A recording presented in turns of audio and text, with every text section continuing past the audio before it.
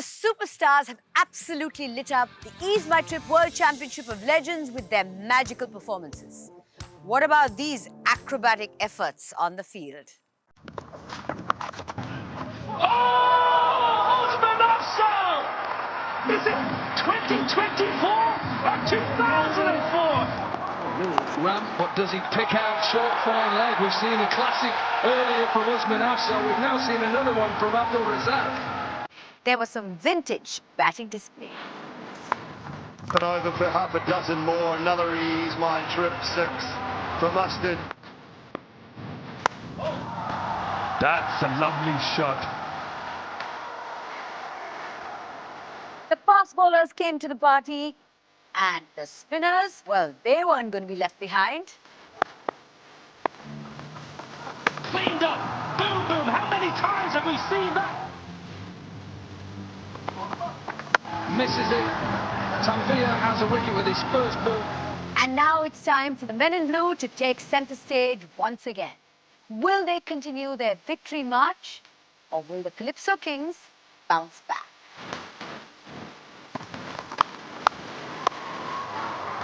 .50 up for Ravi Thapa. On the offside and terrific.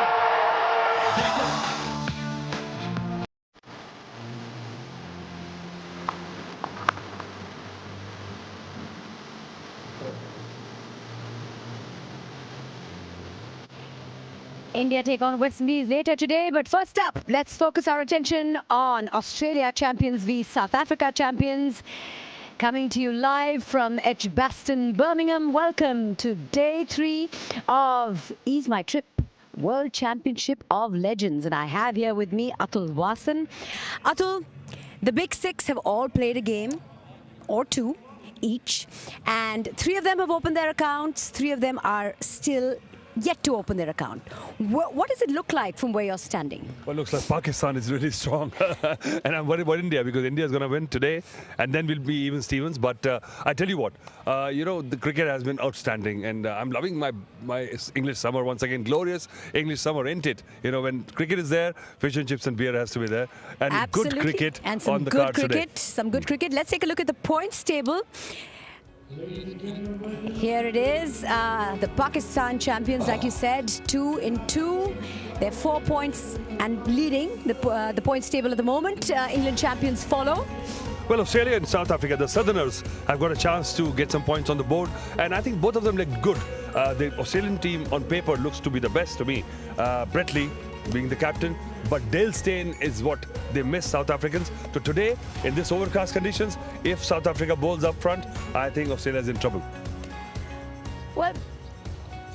Well, there's Antini. Makhaya, yeah. Good old Makhaya Antini. Dale Steyn, they say, is likely to play today. That's Dale Steyn, yeah. So I saw him limbering up. Alan Donald is the coach, and you know he's looking good. The ball is carrying through. He's taken over 400 Test wickets. Well, he's one of the greats of the game, and he's got one of the greats of the game coaching him. Alan Donald, what an array of stars! Look at that. That's the big man, Alan Donald, and he was the torchbearer for South African fast bowling. I mean, speaking of greats. There's Mackenzie. There's Jacques Kallis. I mean, he is one innings away from, you know. No, really, he couldn't get going the other day. But look at his record. He's one of the legends of the game. Anybody besides Gary Sobers, Jacques Kallis' record is awe-inspiring. But and look at this, Imran Tahir, always there. He came back. He showed his guile. Vernon Philander. By God, this team is full of these superstars. Well, you know, JP Duminy, Ashwell Prince, Herschel Gibbs, we're waiting to see them fire. I mean, what firepower there is. Can you imagine this tournament has got these legends of the game together? This is Nether Kultumail and a bit of massage. Dirk Nannis. Now, Tim Payne in Australia has also got their big... What's most important is who's going to win the toss. So let's go over to Alan Wilkins, who's with the 2 captains for the toss. Yes, we're all ready for the Ease My Trip toss here out in the middle. The day is pretty good now. That threat of rain is gone. We've got David Jukes, who's going to oversee proceedings as our match referee. Binger Brett Lee is captain of Australia. He's got the coin. Jacques Kallis looking very eager in the South African strip. Binger, you've got the coin. Give that a good flick. Heads. Heads is the call. It is a head. It is a head. You've won the toss. I heard you saying you're going to have a ball to Binger. Why are you going to do that, Jack? We just found yesterday in the morning it was a little bit sticky, and I think it just got better as the day went on. So hopefully it follows the same trend. You've got some work to do because your net run rate after that match yesterday is a little bit on the poor side. Yeah, a little bit of work to do. I'm sure the boys will come out swinging today. Looking forward to it. So, yeah, the boys are up and ready, and hopefully we can turn it around from yesterday. What does the skipper say? I can see the boys limbering up there. What do you say to them ahead of a match like this? I think they're old enough and experienced and ugly enough to know what to do. They've done it for many years. They'll be up for it. You know, it's why the guys are here. They were competitive when they were playing professionally, and nothing's changed now. All right then, Jack. Thanks very much indeed. Let's bring Binger in here. You're going to have a ball. So, Binger, Australia are going to bat first. How do you feel about that? Yeah, we probably would have bowled as well. So unfortunately lost the toss today, but that's okay. You know, the guys are ready for it. We're up for the challenge. Yeah. How do you feel? I mean, you've had a little spell. How do you feel? Feel okay. I'll probably be a bit sore tomorrow, but that's just when that mental strength's just got to kick in. Don't worry about the body. This pitch, there's not a blade of grass on it. What are you hoping to put on as a score here? Well, we scored 189 the other day, which was a very competitive score, I think. So anything around that 180, 200 marks is a good total. Just got to make sure we can defend it. Yeah, got a fair bit of batting as well, haven't you? Yeah, we do. We've got a fantastic team here. The guys are all eager to get out and get our first win. We had a loss against Pakistan, so hopefully we can turn it around today. All right, Binger, go well, and look forward to watching you bowl. Thanks very much. Thanks, mate. There we go. Captain of Australia there. They're batting because the toss went the way of Jacques Kallis, and they're going to bowl first. There you go. South Africa have won the toss and elected to bowl first. Well, that was my wish list. I wanted to see Dale Steyn bowl in this cloud cover, and we've seen the ball swing up front in the morning, but the wicket has eased down. This is the third day on the same pitch, and I think it's going to get slightly slower and lower, but as Alan Milkins mentioned, they got to keep an eye on the net run rate. Win or lose. Win or lose. There's the superstar again, the captain who's hoping for a win, hoping to open his account today. What is that playing 11 going to be, and how is the pitch going to play? All that after this short break. Stay with us.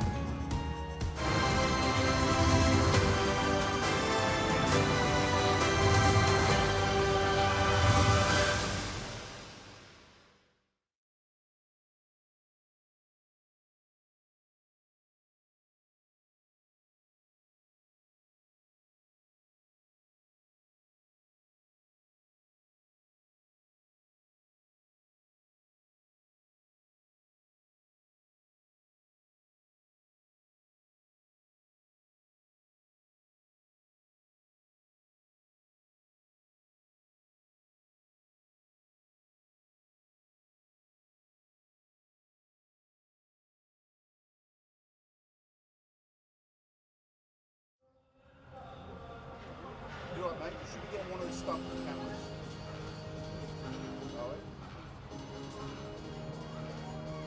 Papaya, papaya!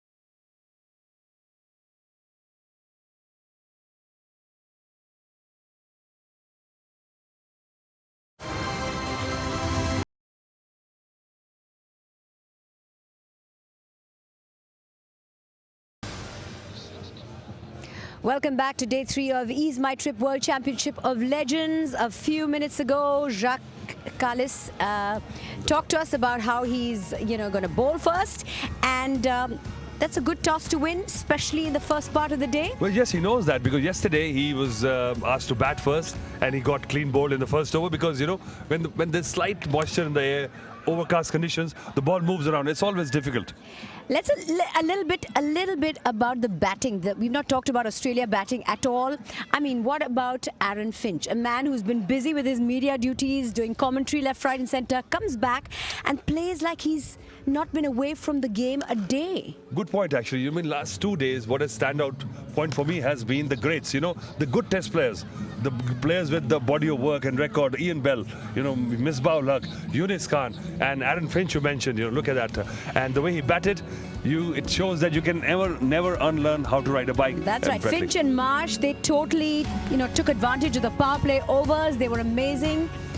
Yeah, Callum Ferguson, I thought, was a bit under the weather, but he's playing today. That's good to see. Christensen and then Laughlin. They've got an array of all-rounders, and Ben Dunk is there. Tim Payne, the captain, but Marsh and Finch hold the key for the game. And the South Africa champions, here they are. Well, Dumini was looking very good yesterday, but was unlucky getting caught on the boundary.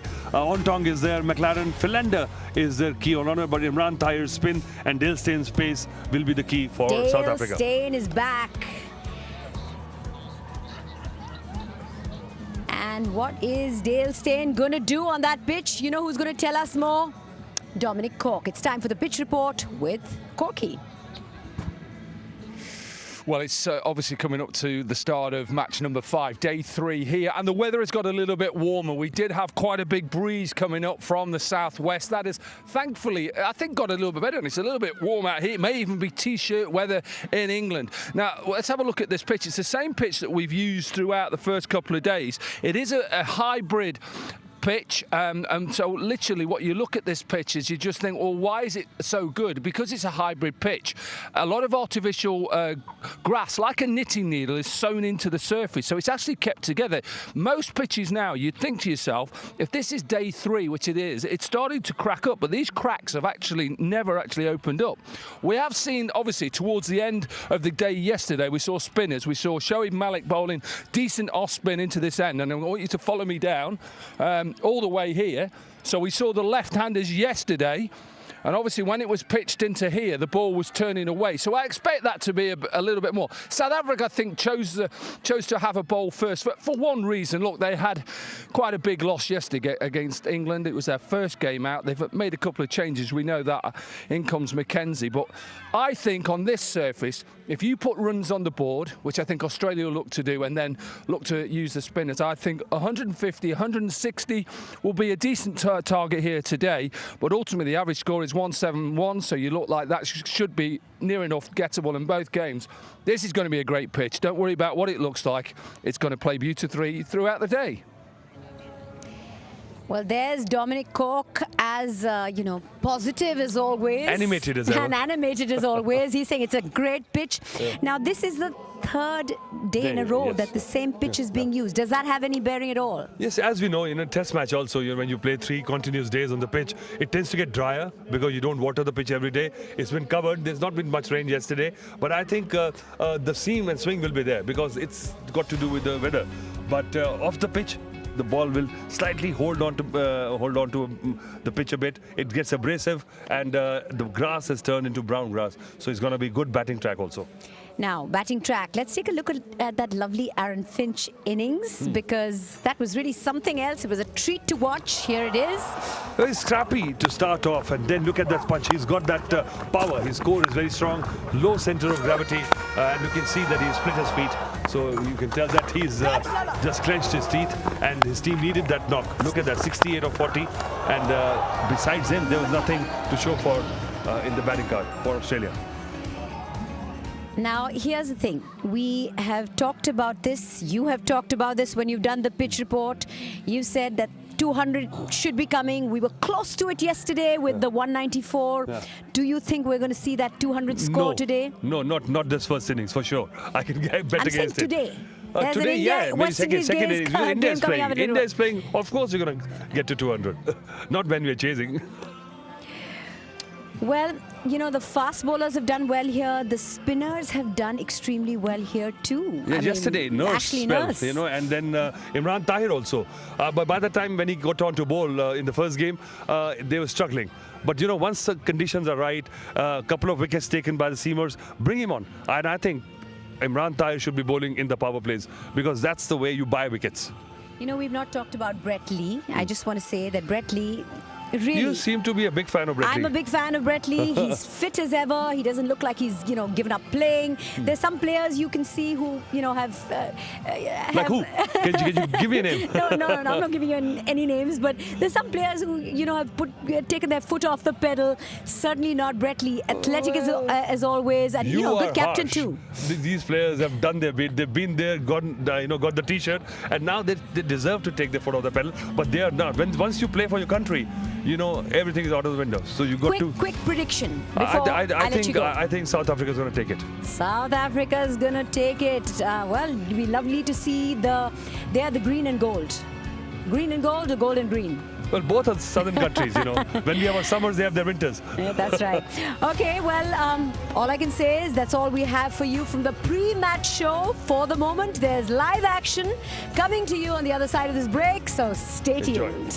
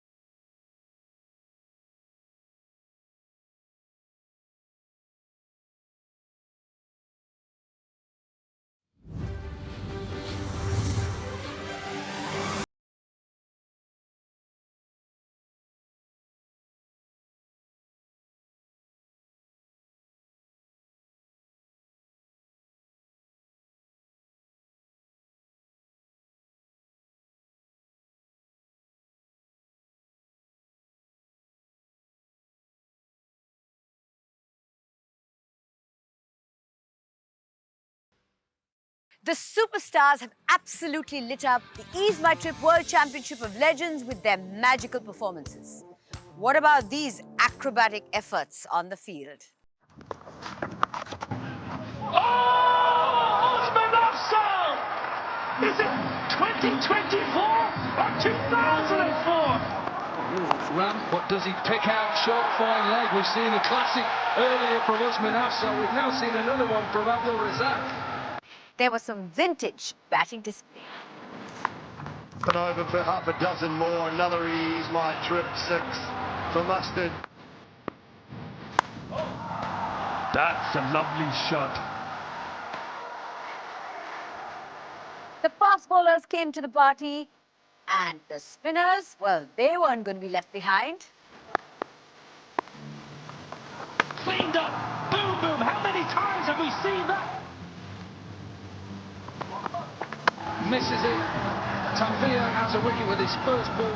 And now it's time for the men in blue to take centre stage once again.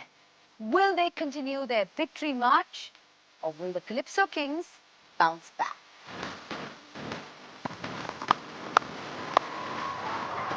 $50 up for Rodney Tarper. On the offside and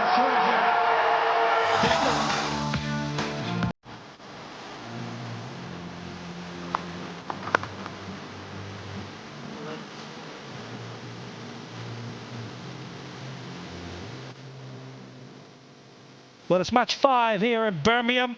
It's the Ease My Trip World Championship of Legends. It's the Australia champions up against South Africa champions. Australia v South Africa. Oh, arch nemesis once again. Tournament has been excellent so far. The standard has been exceptionally high. Pakistan champions have played sublime cricket.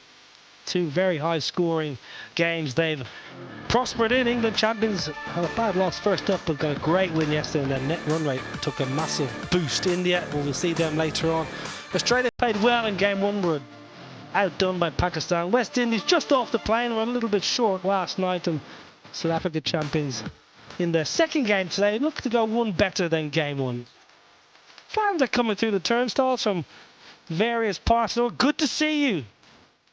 South African fans, they love their sport in South Africa. Getting some refreshments in early, nice to see on a breezy lunchtime in Birmingham. And Dale Steyn is here. Good. He was here, just arrived before the first game from the Caribbean, giving some instructions to Richard Levy and his fellow teammates. Good, Alan Wilkins alongside us for today. Good to see you, buddy. Yeah, good to see you too, Nobby, and hello and everyone wherever you're watching. This is the Australian lineup, skippered by Binger, Brett Lee, Aaron Finch, World Cup winning captain, Sean Marsh, Tim Payne, Ben Duncan, Ben Cutting, Callum Ferguson, Dan Christian, Ben Loughlin, Nathan Coutinal and Peter Siddle. That is some lineup, that is. Just a reminder that Jacques Kallis won the toss and decided that South Africa will bowl first. So we're going to see Australia batting first. Brett Lee, the skipper. And the South Africans, who we got here? Neil Mackenzie with Ashwell Prince. We're talking about household names here, world champions in their own backyard. Dwayne Villas, JP Duminy, Justin Ontong is in there as well. Ryan McLaren, the all-rounder, Vernon Philander, Imran Tahir, the much-travelled Imran, Dale Steyn and Charles Langenfeldt. That's again a very good side, skippered by Jacques Kallis. Not forgetting, there's Herschel Gibbs, JP Duminy. Not forgetting as well, Nobby, that you were talking about Edgbaston. This is a ground where a number of South Africans have played. Dale Steyn, Sean Pollock, Alan Donald, all have made their mark here. So it's a wonderful cricket ground, this. Yeah, and it's played excellent hosts in the first 2 days of this tournament, Alan. But good crowds in on Wednesday and Thursday, and there's going to be huge crowds in this weekend. We're hoping for a good crowd now Friday. 2 good games in the offing. Lovely to see Dale Steyn here playing as well. Couldn't play the first game. Literally his flight arrived about a half an hour before the game. Came straight to the ground, and we're going to hear from Dale Steyn right now because we caught up with him this morning. Well over 400 test wickets. Is it 439 for Dale Steyn? But what I wanted to ask you, Dale, was you've recently come back from the Caribbean. You were in the commentary box, but I think you learned how to bowl again in New York. Tell us about that. Yeah, Wilco, that was pretty funny. Yeah, me and my missus were walking through ground zero and saw the nets, thought we'd pull in and as a joke have a bowl a ball. And yeah, this gentleman decided that he obviously didn't know who I was, and he thought he would just teach me a thing or two about bowling, and it was pretty funny, the content we managed to get. All right, so you've turned your arm over. How many more times have you turned your arm over since that experience in New York? Yeah, not a lot. I try to bowl on the beach a little bit just to get ready, just so that I don't hurt myself or something like that. I think like everyone. But yeah, not trying to rewind the clock in any way to go back to what I did in the past. But yeah, just to enjoy it and not get hurt, really. But I tried to bowl on the beach. It didn't come out as quickly as I'd hoped, so hopefully better today. Look, I should have looked up your history on this ground. Is this a ground, Edgbaston, that you like or you have liked bowling at? I played here for Warwickshire in 2006, so we worked it out. Neil Mack's son is here. He's 17, so I played here before he was even born. It's quite funny, and I did enjoy playing here. It's obviously changed a lot. I've been here since it's changed. We played a wonderful test match here where Graham hit the winning runs in a test series victory here. So it's a ground that serves me well. It's got a lot of great memories. And yeah, for the older guys, hopefully today we can get one over Australia. That would be fantastic. Just looking at your bowling lineup, you know, Mackay Tini, Vernon Philander, Dale Steyn, that's pretty formidable. That's a great bunch of names. All the guys have gotten on in time, but they still, the competitive drive is still there. We just had a little team chat right now, and you know, it started off like as a little bit of a joke to get better, but then as you can tell, like the guys, it still means a lot to them. They still want to do well. It's not just come out here and hit and giggle. They obviously want to get the ball in the right area, and the batters want to show that they still got it. So yeah, if we manage to get it all together, who knows? You know, maybe we can win, maybe we can actually get some wickets. Get that golden arm going again, Dale. Thank you. Yeah, well, Dale Steyn looks in great nick.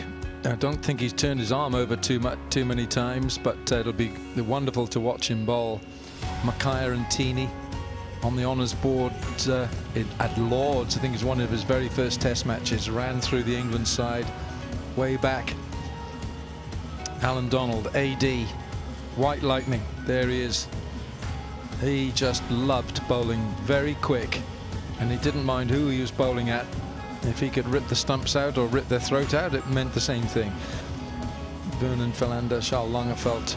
I think the one thing that all these guys can do, of course, it's in their memory senses what they can do with the ball or with the bat.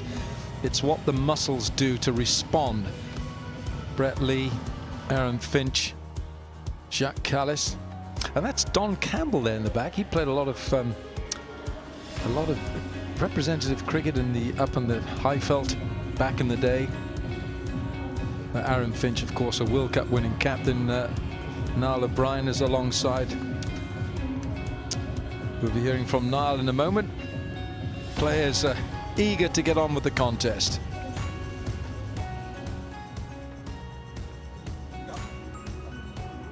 So Brett Lee, Brett, known universally as Binger, loves to lead. He's a leader of men, and he will enjoy this contest. Sean Marsh, I saw Sean Marsh a couple of months ago in the Legends tournament, and he was in imperious form. He really was. Mackay Tini, Imran Tahir.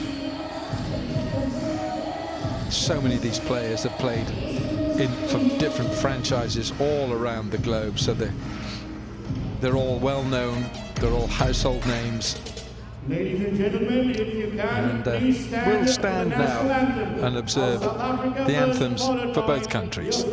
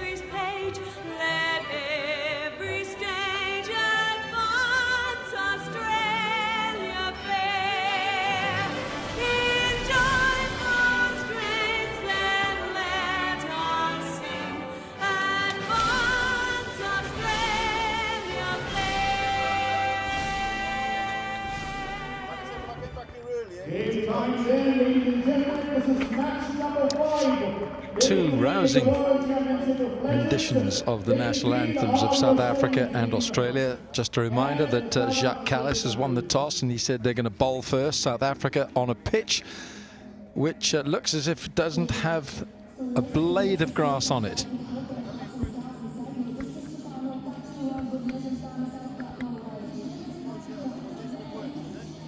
Well, I wasn't here yesterday. Niall O'Brien was. Niall, what sort of characteristics does this pitch have? First innings a little bit tricky in the first game, a little bit, say, sticky. Not a bad pitch at all. Scores have been good. Generally, if you play straight and good cricket shots, you get good value. The boundaries are only 55 yards, Alan, so you get good value, and there's a big square here at Edgbaston, so you get plenty of runs across the surfaces. So it's a good pitch. You might just have a look for an over or two. The scores have been good. Average first innings has been 171, I think, so far, and that's excellent for a T20 tournament. Okay, it's only 4 games in, but an average of 171 first innings is very high. There has been turn, but a nice bit of spin. In every game, there's been a bit of purchase for the spinners.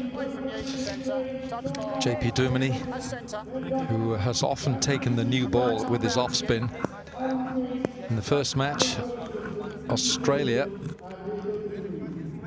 could thank Aaron Finch, their opening bat and former captain, for the runs. He scored 68 from 40 balls against Pakistan. That is a terrific T20 record for Aaron Finch, a World Cup winning captain, of course. And Sean Marsh, the left-hander, as crisp a hitter of the cricket ball, certainly in this format, as you can get. He is very fit and likes to get on with things.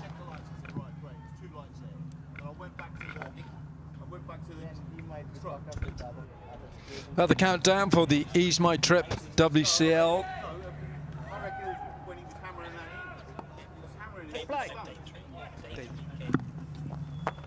JP Duminy. Oh, that's gentle. Bit of a loosener. Justin Ontong saves, I would have thought, at least 3. It's a poor start by JP Duminy. Gets away with that. Aaron Finch played so well in the opening game, Wilco. He hit beautifully through the offside, generally stayed very leg side of the ball. Hit through and over the offside with consummate ease. Sean Marsh, who's the fastest opening batter in IPL history to 1,000 runs. Just 21 innings as it took Sean Marsh. Well, he still is in such good trim, so fit, Sean Marsh, and he called time on his career. But when you look at the way that Sean Marsh bats, you think, well, why isn't he still playing? Well, you'll see over the next 3 or 4 days, Wilco. You could say that about a lot of these players because they're playing some excellent cricket. The standard, the first 4 games have been very high. It's a no ball. Umpire said that's an overstep. Umpire Paul Nichols, and I tell you what, I just heard in the stump mic, Aaron Finch was gutted that JP Duminy didn't stop it, because now Finch has missed. He's not going to have strike for the new ball. It's a good call by Paul Nichols, the standing umpire. I just heard Aaron Finch almost say, "Oh no," because he wanted Duminy to stop it so he could have the free hit. Now Sean Marsh likes to go over cow corner. 12 bowled. He knew that he could have sailed into those stands, so he bowled it slowly here, JP. Good turn, good bounce. You'll see that all through this day here at Edgbaston. There is considerable turn for spinners.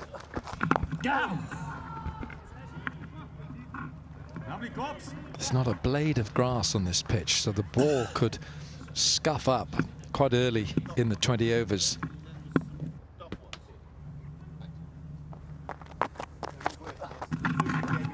Down on one knee, that's 4. Sean Marsh just helps the ball along its way. Lovely shot. Sean Marsh Just keep an eye how he waits for it. It's a bad ball and it deserves to be hit before, but he waits and waits and then waits a little bit longer just to make sure he gets it between the two men inside the ring behind square. Excellent placement.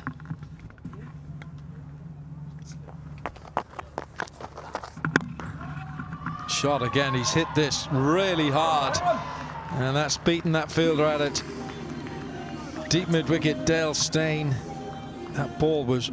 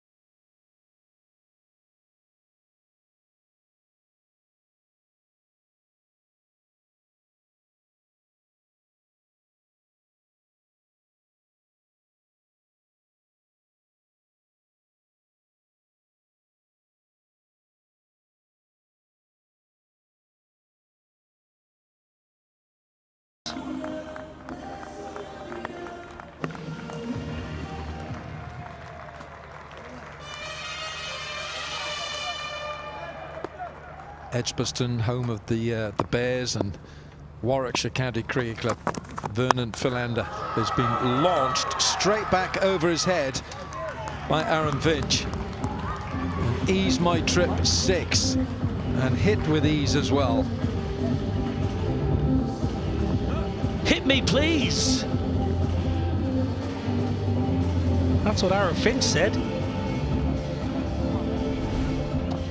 This was how Aaron Finch played in his lovely half-century in the first game. He either stayed back and leg side and carted the ball through the offside, or else came down the surface. Long off in play now. He's done well there, Vernon. Philander has just pulled the length back a bit. Well, good to see Aaron Finch at the top of the order. The back end of his T20 career back in Australia, both for Australia and actually domestically for his big bash side, the Renegades, he dropped into number 4, number 5 position to allow some younger players opportunity. A best of 172 and a strike at 138 after 387 games. Could be 2 here, could even be 4. That's Neil Mackenzie. Seemed to give up the chase early there. Well, we heard his 17-year-old son is at the Bears. I hope his young lad moves a bit quicker than Mac. Lovely. Lovely shot that from Aaron Finch. It's only 55-yard boundaries, Alan, so you'll see a lot of 4s here. Once you beat the infield, can get away for you pretty quickly. Yeah, that was well timed by Aaron Finch. Australia had been put into bat here by Jacques Kallis, the South African captain.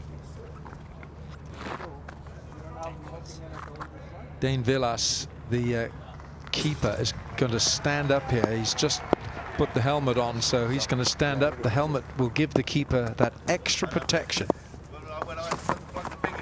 Short, guided through. There isn't a third.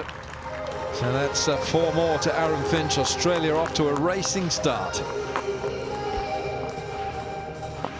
Well, keeper stands up, so all it allows is Aaron Finch to stay nice and still.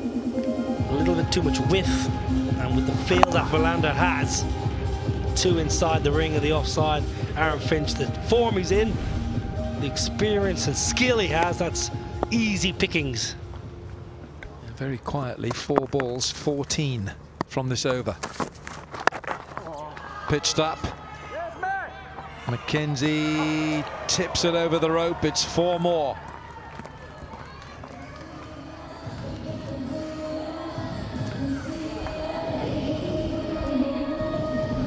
Did well there, Neil McKenzie. Made some good ground because the ball came off Aaron Fitch's back right out of the screws and just skips off the surface. McKenzie did really well. Made some good ground, just needed a bit of luck. It's a wide. You know, what Neil McKenzie tried to do there was gather the ball with both hands, where that's what they teach you at school, of course, but what he might well have done was just tap the ball back inside with one. Watch here now. Look, he tries to get 2 hands to the ball. One might have been better.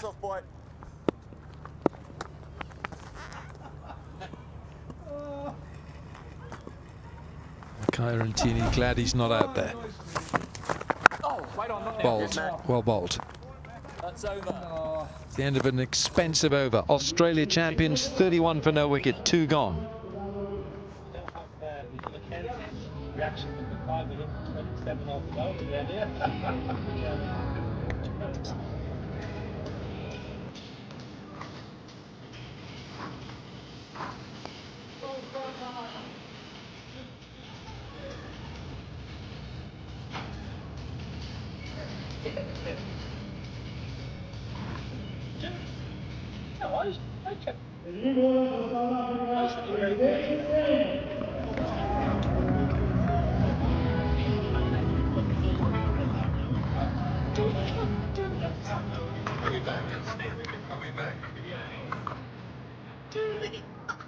It's the next match in the World Championship of Legends, match 6 featuring India against West Indies. That'll be the second match today. It's Dale Steyn with the ball now for South Africa. It's been smashed and dropped. Ashwell Prince is the fielder. That ball was hit hard by Sean Marsh. Nobody hits it harder. Right out of the screws from Sean Marsh. A little bit of width. Well, it was hit hard, but it was straight to Ashwell Prince, and he's always been a good fielder. He'll be disappointed. Almost a little bit too close to him, Wilco. You would have maybe preferred the ball a little bit further away, maybe half a foot, just to get your arms extended a little bit more. It looks like you hit him in the heel of the hand. Deep point now for Marsh. Bowled Dale Steyn, who hasn't been bowling a lot. He's been very much a presence in the commentary box in the recent ICC Men's T20 World Cup. Yeah, terrific guy, Dale. When he's away from cricket, I think he switches completely off, surfs and goes in the bush. Sometimes he can't get hold of him for weeks or months on end, just enjoying life away from the game. Bowled. This is a really big coup for this tournament, Wilco, the World Championship of Legends, to get someone like a Dale Steyn, because he stayed away from a lot of leagues since retirement because of the fact I mentioned he likes doing things away from cricket. A lot of us cricketers and ex-cricketers, our life we devote to cricket, both in our professional career and post-career, but Dale Steyn is a polar opposite, really. So it's a great coup for the league here, and a great opportunity of in Birmingham and Northampton to come down and see Dale Steyn and all these other superstars ply their trade again. Yeah, he looks like he's going to bowl it with a full length. He's got McKenzie at long off, very straight. Down the leg side, that'll have to be a reload. This is one of the best bowling actions of all time. This is so simple in its mechanics that he knows exactly what he's doing with his wrist. That's beautiful. That's so good, and his eyes never leave the target. Yeah, just gotta say, the head is so still, so focused. Lovely stride over that front leg.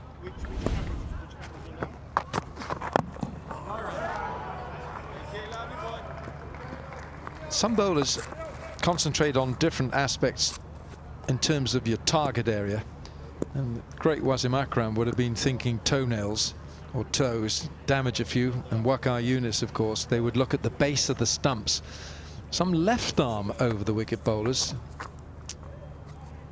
would even think about the wicket keeper's right glove to get your line right. The keeper is a very important part of the bowling mechanics for a fast bowler, where he stands, and that gives you the geometry, the lines right. That's the big hit. It's gone a long way up. It has gone miles, and it won't go for 4. It's Jacques Kallis.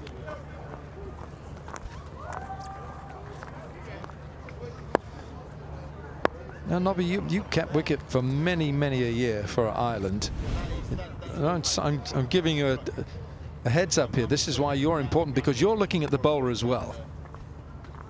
And you are part of this mechanical equation here with the bowler. That's a terrific action. Head is so still from Dale Steyn. Bowled. It's good over. Great to watch Dale Steyn in action. Only 4 from that over. 35 for no wicket.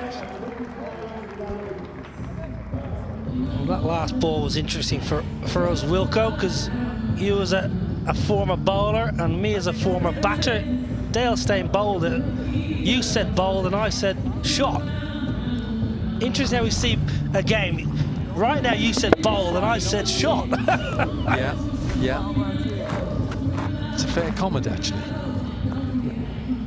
But I'm probably lingering longer on the bowling action of Dale Steyn because I want to see how he finishes. And you're looking at the immediately the batter, which is great, and that's why you have captains who have previously been a bowler or a batter.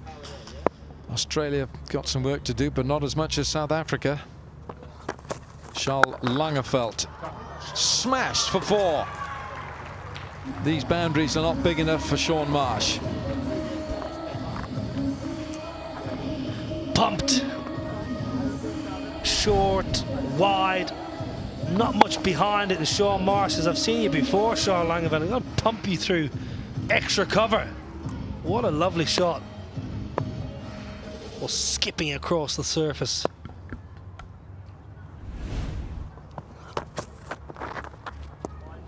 Yeah, the worry is, if you don't get it absolutely right to Shaun Marsh, he's going to belt you, and he'll thrash anything that's wide. Yeah, 2000 under-19 World Cup. I'm not sure if you covered that, Wilco, but that was the first time I came across Shaun Marsh. He was 17-year-old playing for Australia, and he won the game for Australia against Ireland single-handedly with a 50. And everyone then, he was playing 2 years ahead of his age. Like some Mitchell Johnson were playing, Shane Watson, Michael Clarke was captain of that Australia side, and Ireland actually at the CCC club in Colombo. Ireland had Australia in real trouble in that under-19 World Cup, and Shaun Marsh played a beautiful innings for a half-century to get 58 from 53 scored that day, and everyone then said, oh wow, what a player this lad is and going to be. Little change of pace from Charles Langerveldt. I think that's, you've got to be brave to change your pace on a pitch like this, but that's something that Charles Langerveldt did well in his pomp in his career. Yeah, and played a lot of cricket in the UK. Played for Derbyshire as the overseas player. Excellent cricketer, really good bowler, aggressive with the new ball, ultra competitive, could swing the ball, and at the back end of a white ball game you get that reverse swinging Yorker in nicely. Ooh, and again another change of pace, and here's one for you, Nobby. You're pretty good with your stats and what have you, but in his career back in 2005 in Barbados, West Indies needed 2 to win, and Charles Langerveldt took a hat-trick, got South Africa over the line. That's well bowled. 2 to win for the West Indies.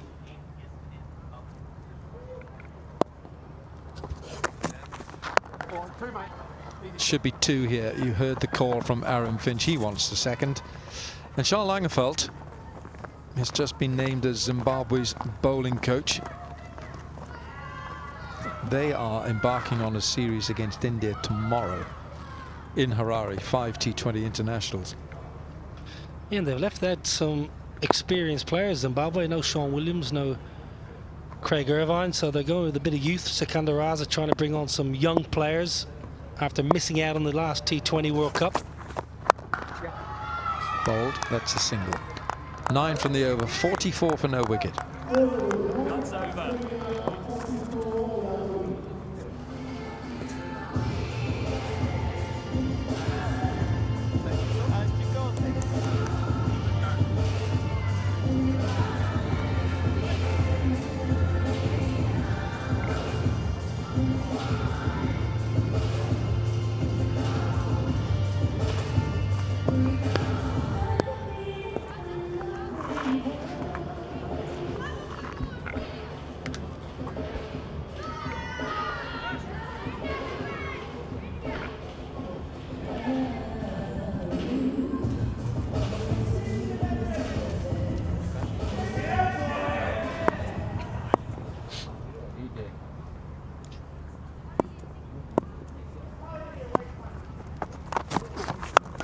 Oh, helped on its way.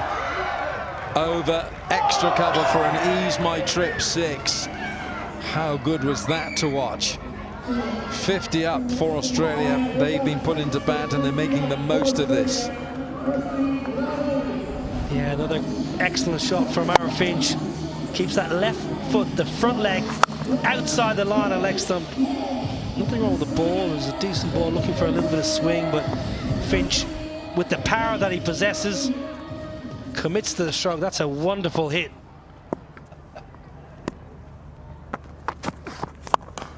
Straight this time. It's a terrific blow. It's another Ease My Trip 6. You've got to be in the right area for Aaron Finch. He's making Dale Steyn pay here. Pace on all through this series so far, all through this tournament, has been easier to hit than pace off and spin. I think he actually rolled his fingers across that Wilco. I think it was a little off cutter and Finch picked it.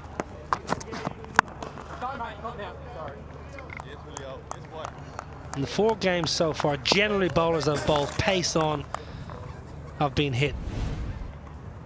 Aaron Finch is playing superbly well. I'll tell you what, best when fresh, he mentioned in game 1, and just stay fresh.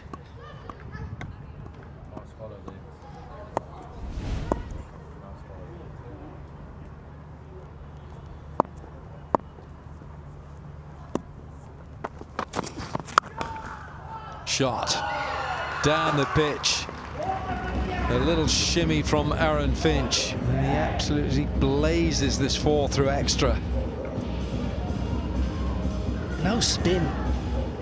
Definitely against Finch and Marsh in the power play, you've got to try a bit of spin. They both love pace on the ball. It's a beautiful shot.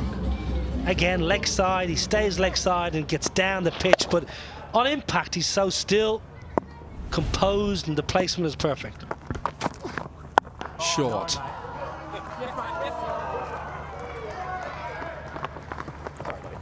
Imran Tahir, fielder, saved a boundary.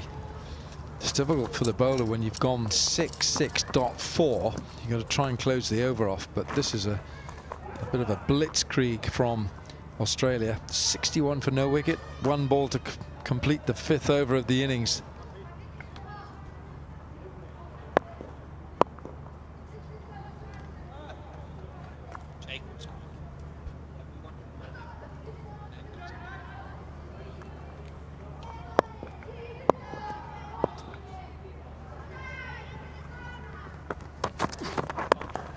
Bowled.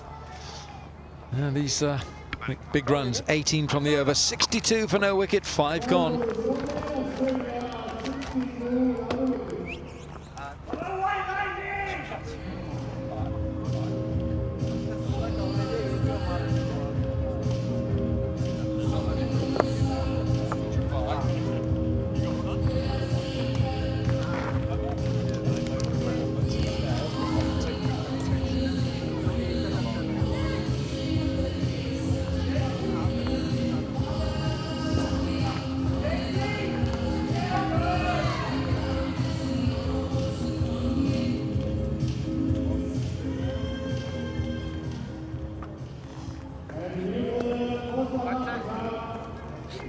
Archers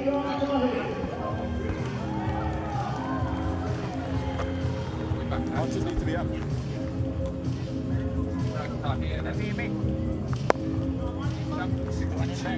Who do you want, Mac? Mac, you out. Imran Tahir into the attack. Australia champions, off to a good start. 5 overs done, 1 over left in the power play. It's a good afternoon to Waqar Younis. What a start this has been for Australia. Good afternoon, Dominic Hawke. Good afternoon, viewers. Yes, you see some really quality batting. Couple there. Lovely tang. Fasterman struggled in the first 5 overs. And South Africa has been forced to bring in the spinner early. Normally, Imran Tahir likes to bowl later, likes to bowl after the power play, but not. Ease my trip 6, big one. Right in the arc, wasn't it? We've just seen Dale Steyn bowl into the arc of Finch. Now we're seeing Tahir, who's gone up. Doesn't normally do that in the power play. He's normally a little bit flatter. And once it goes up over the eye line, Marsh thinks, I'm having a bit of this. Lunchtime. Oh, that's a good shot because he's picked the googly. Really surprised with the surface. Has played really well. It was the first morning, first day. It was a little bit in it for the Pacers, but since then, this pitch is playing beautifully for the batters. You can hit through the line. We saw Mustard yesterday, he muscled the ball all over, and now Finchy and Marsh, and there we go. What a sound! That is magnificent. That's gone a long way. It is a shorter boundary towards that leg side. It's another Ease My Trip 6. 5 Ease My Trip 6s so far, and we're still in the power play. There's a ball to go. There's 77 without loss.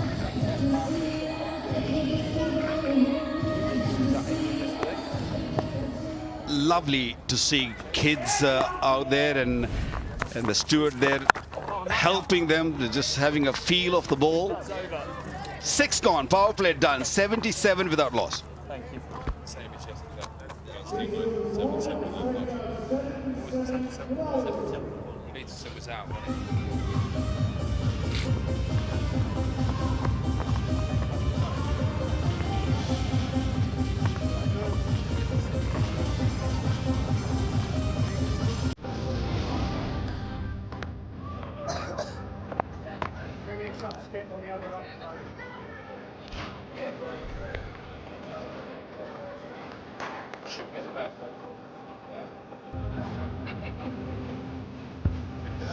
Well, 77 without loss for the Australia champions equals yesterday in runs. England against South Africa. Remember, South Africa conceded 77 for 1. Kevin Peterson was the only batter out, so it probably trumps it slightly because Australia are none down. But it equals it in runs as best power play in this competition so far. The World Championship of Legends. Duminy back into the attack. Sliced past Langerfeld, run away for a boundary. They cannot stop conceding boundaries, Waqar. I think they can only blame themselves because what I've seen so far, even the other day also, South African bowlers, they're bowling in the arc. They're bowling those half volleys, easy pickings. This one turned a touch. But again, it was too full. You have to really push the batsman on the back foot. It's all been from the front foot. All those big shots have come.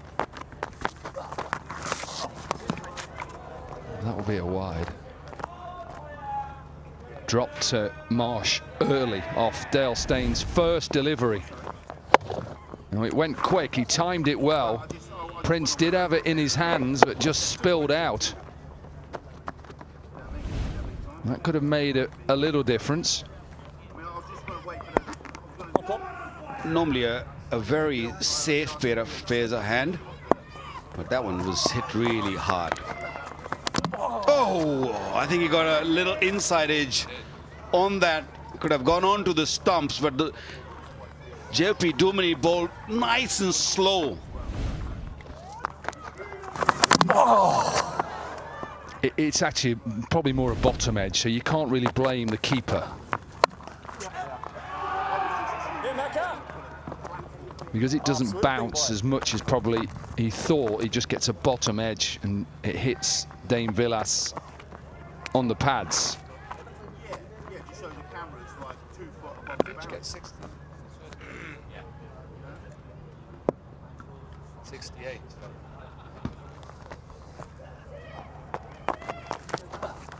Oh. There's definitely turn there. Quick single. Yeah, okay, could be overthrows. Could be. Oh no, Mark, she's ran all the way through. New ball is the best time to bat. Once the ball gets little rough or old, it starts spinning, it starts keeping low. And I think Australia has done extremely well by putting a 85 without any loss. Yeah, job. Good job. Well, he's disappointed because he got a short and wide delivery that I think he knows he should have put away. Yeah, Finch is looking for something little fuller. Sliced. Should be taken. Is taken. Vernon Philander takes the wicket. Finch departs one before another half century. And South Africa needed to make that breakthrough. They've got Australia 1 down. 8 of the over, but I feel this was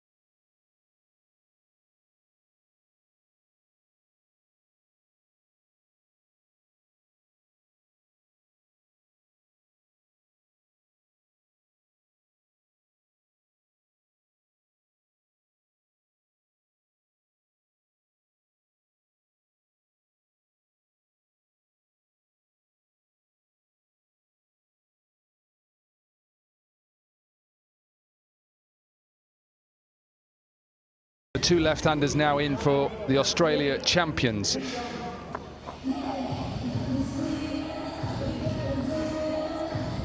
This one a little bit wider. He tries to go up and over extra cover and he just gets a top edge. Vernon Philander takes a simple chance. Appreciated by his team. 117 runs in the competition so far for Finch. 68 in that first match, in that loss. Is it me? That loss to Pakistan, and 49 here against South Africa. Lovely timing. It is simply exquisite from Marsh. I know the boundary is a little small here at the Edgbaston, but if you look at it in that shot, the gap between the true fielder was very, very small. It was just pure timing. Fielders had no chance to stop that.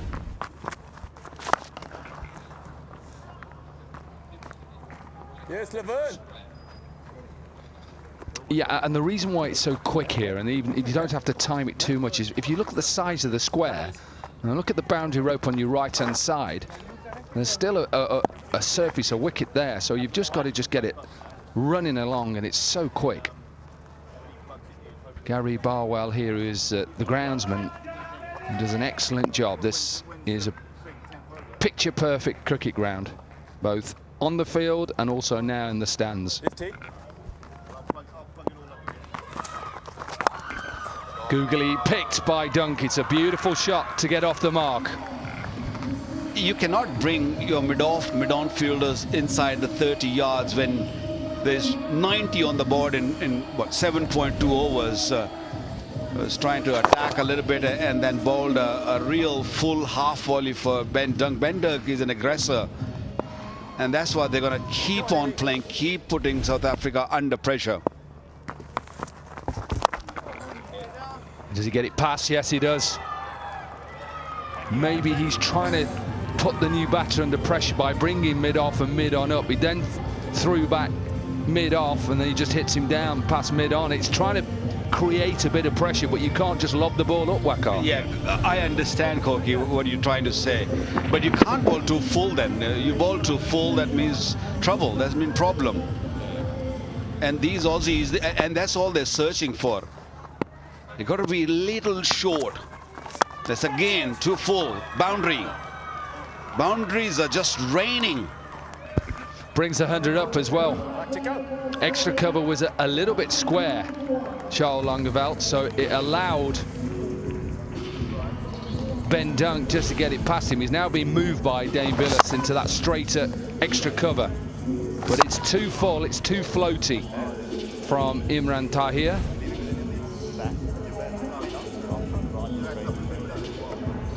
Well, if you want to bowl full, it has to be really slow.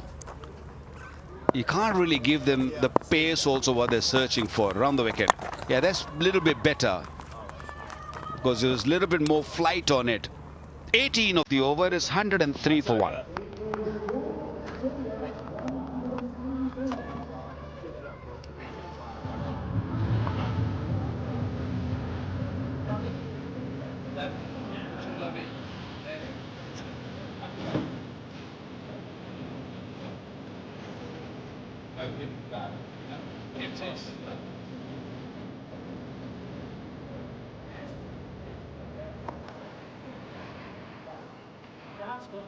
Centre.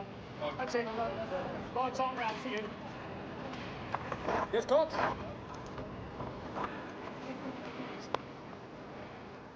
Job.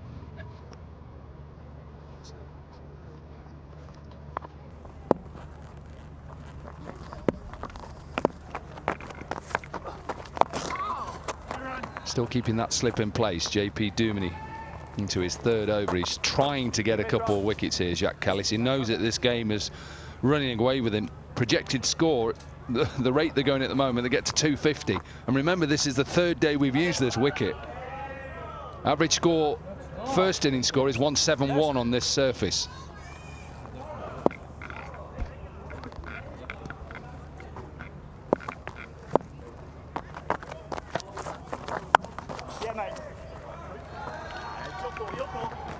Ashwell Prince will cut that off. You see how quick it just runs away. Tell me something, Corky. In England, you see all these wickets. Do they really need all those wickets? They do here. They host a lot of international games. Obviously, this tournament, England Test Cricket, England One Day International, the 100, the competition, men's and women's games, the T20 Blast. They host finals day here, which is 3 games in 1 day, 2 semis and a final. So he has to have, look, some of them won't be used. Hit in the air. Oh, it's okay, it's cut off by Ryan McLaren. You'd imagine that some of these pitches towards the right, and as you're just going here, won't be used for T20 because of the boundary size. You may use them for a championship game, but most of these, this middle section here is used for international cricket and big T10, T20 or 100 games. Think about Surrey. You played a lot at Surrey, and think how big that square is as well. Yeah, I mean, there's some grounds they don't really have that many pitches. I mean, take Lords for example. They've got what, 7, 8 pitches in the middle, and Leeds even there are not many. Even at Manchester, Old Trafford. But yeah, these two in special oval and here, there are plenty of pitches. 107 for 1.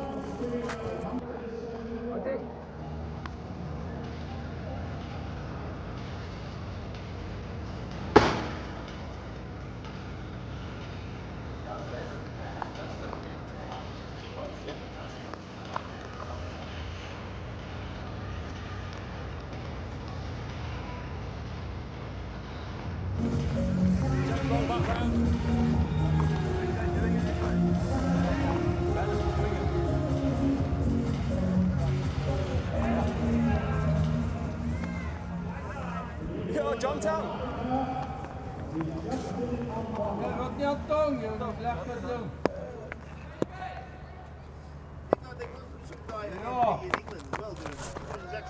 Oh yeah, first warning, thank you.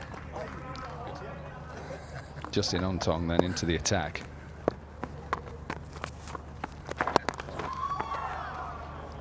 Saw yesterday, didn't we? We saw over the last couple of days that the spinners, or the successful spinners, have just changed their pace up at time. They haven't become predictable. That one you could just see was slower. It's sometimes harder to hit. Look how slow that is. In the air. In the air, but is it going to be in the gap? Yes. It's a good effort, I think, from JP Duminy. Yeah, it was JP Duminy, who's still a very fit man. He got it nearly pulled off an absolute worldie. We saw a couple yesterday, didn't we?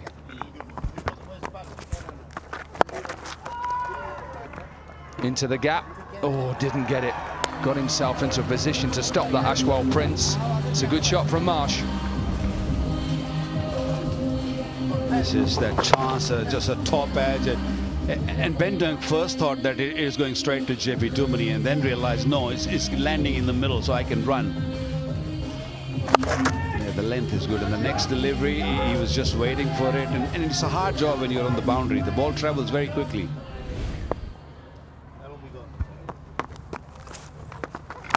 The problem is when you become predictable with your pace like that, Marsh realises he can just stay deep in his crease and pick his place. And that's why you've just got to just vary your pace. Think about Afridi, think about Ajmal. If not, it just becomes easy, and easy pickings. Good from JP Duminy, that good commitment. The fitter cricketers have just really put in a lot of hard yards, and they made sure that they don't give easy runs. JP Duminy is a real fighter. He's not happy to give anything away, but Ontong is not really bowling to the plan. And halfway mark, we have a strategic timeout. It's 119 for 1.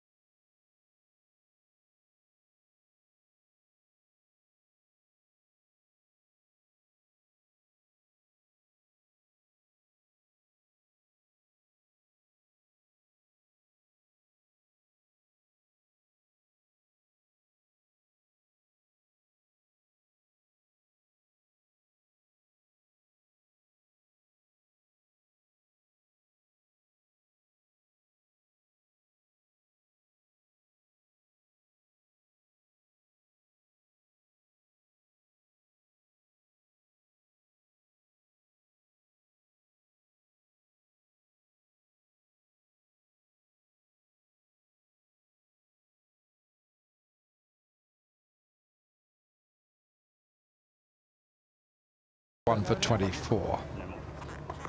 So JP Duminy is going to finish his 4 overs here.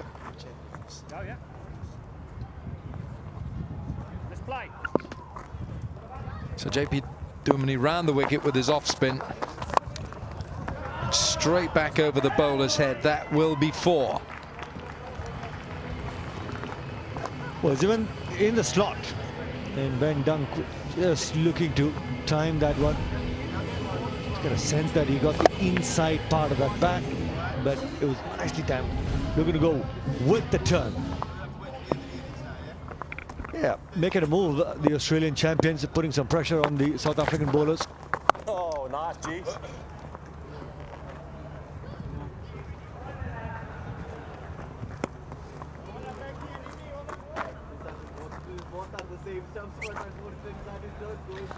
They're going along at 12 runs and over. This is an auspicious start for the Australians. They were put into bat by Jacques Kallis. Won the toss. And he plays that swivel so well, Shaun Marsh. Just goes down on one knee, helps the ball along its way. It's that angle that works in favour of Shaun Marsh on that occasion as well. Round the wicket, on the leg stump. You're not going to get the ball to spin from that sort of angle. So really well placed by Shaun Marsh. One shy of getting his well-made half-century in quick time.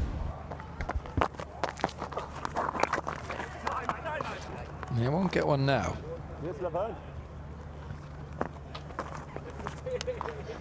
Shaun Marsh, 8 4s and a 6. One of the hardest hitters of the cricket ball. Certainly it will be in this tournament. Oh, and now then, that's out. That's been given out. And Shaun Marsh is on his way. Well bowled, JP Duminy. That delivery just surprised Shaun Marsh on that occasion. The angle drifting in and then just holding up, turning. Flum, really well bowled. That's a big wicket for the South Africa champions that they were looking to get out. Shaun Marsh, well played for his 49, 128 for 2.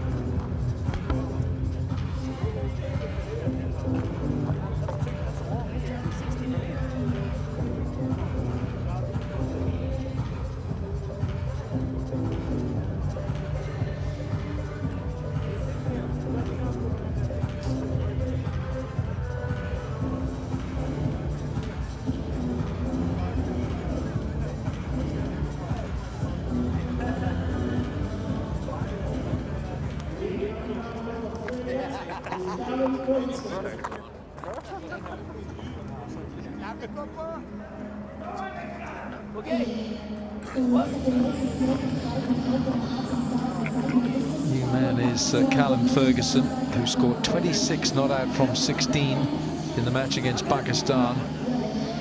200s on his T20 CV, and he's coming in now with Australia in such a good position. This was a pretty well bowled by JP Duminy, just pushed it through a little bit.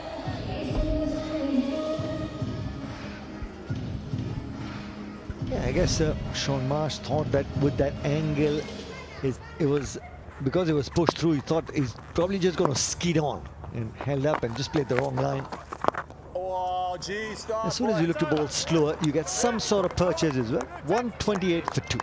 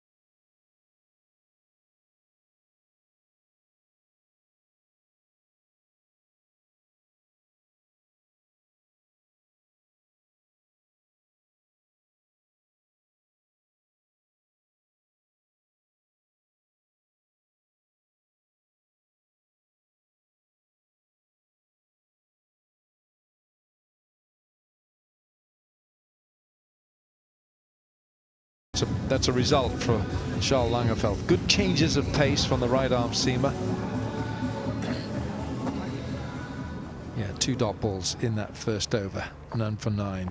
But JP Dumini's finished 4 overs, 2 for 33. Well, these boundaries are so small that anything short gets absolutely flailed, and that is another 4 for Ben Dunk.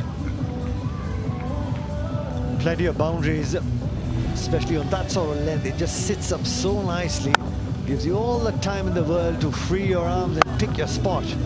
Free-flowing arms there on that occasion by Ben Dunk.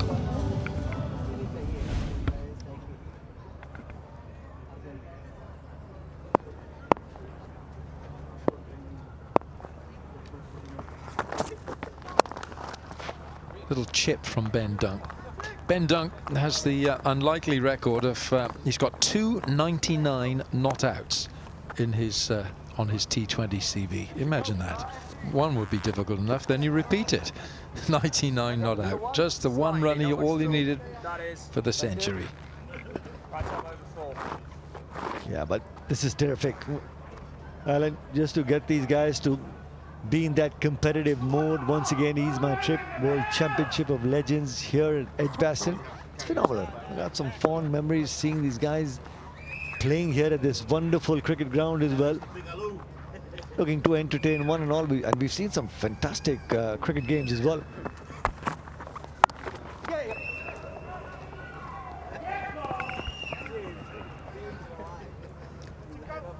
Jacques Kallis, prolific golfer, scratch handicap golfer, Jacques Kallis. Same as Sean Pollock, who's not playing in this tournament.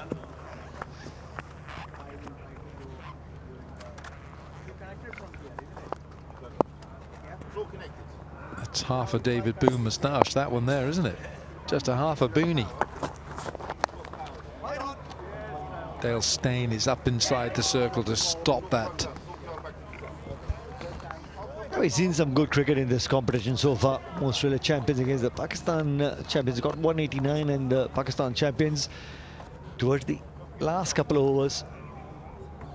Australia champions had them in a spot of bother, and then that 90-run partnership between Misbah and Yunus Khan just stepped on the gas at the right time. So we've seen some good competitive cricket as well. That is 6. Big 6 over backward square, and Ease My Trip 6, which has sailed over the rope from Ben Dunk. It's one of those shots that you can probably say he's eased his way into hitting that 6. Once again, slow off the surface. Yeah, just probably getting the outer half of the bat, but still had enough power to get it over the ropes. Well, 200 is very much on the cards here for the Australians. 12 gone, it's 141 for 2.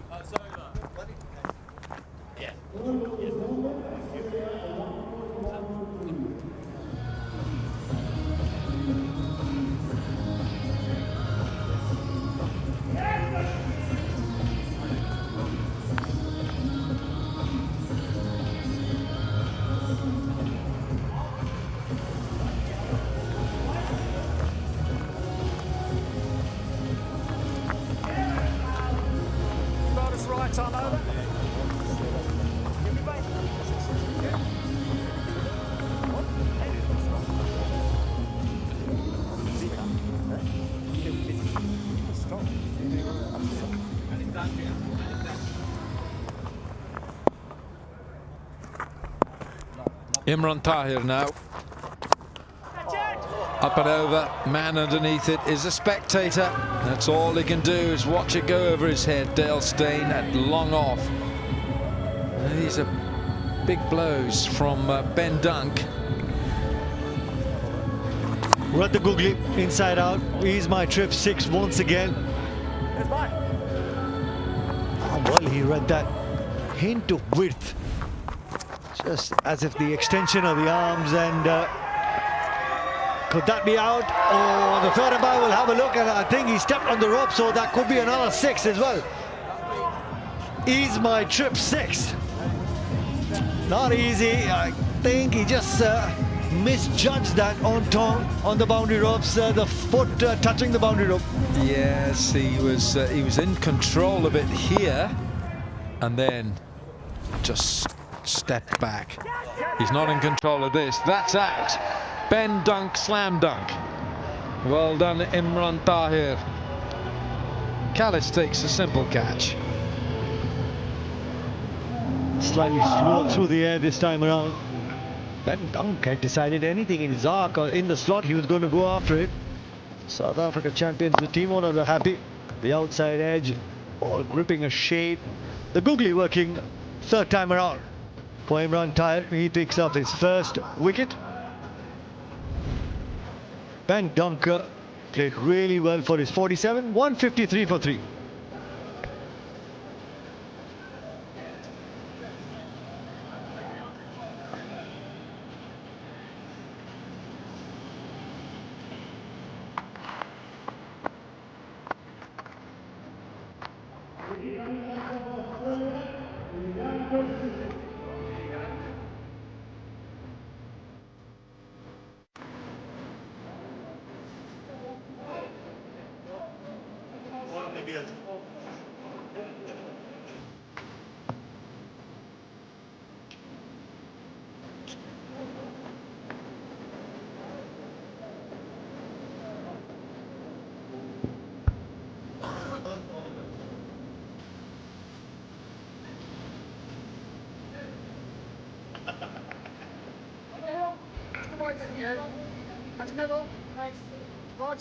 Dan Christian, 1750s, 200s in this T20 career. Strike rate 137 with a best at 129. Dan Christian can give the ball a fearful smack, and 200, 220 I would think is very much in the target now for the Australians.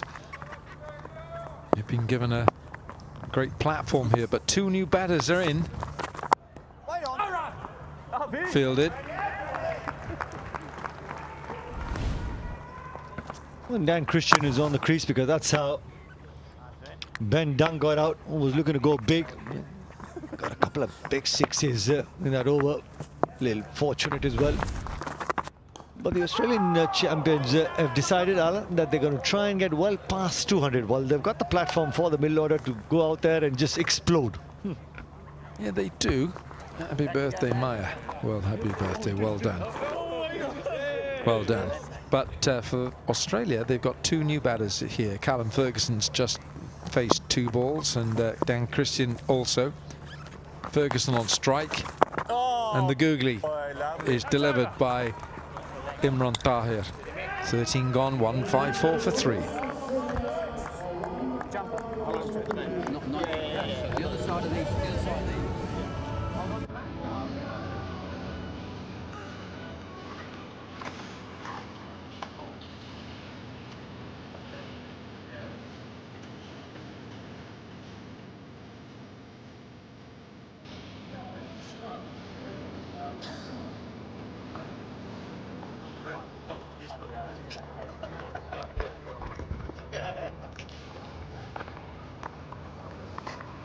Slightly, not much though. That is. Your ball right all over. JP Dumini's finished his 4 overs. And 7 overs to go here. And it's going to be Ryan McLaren, medium pace.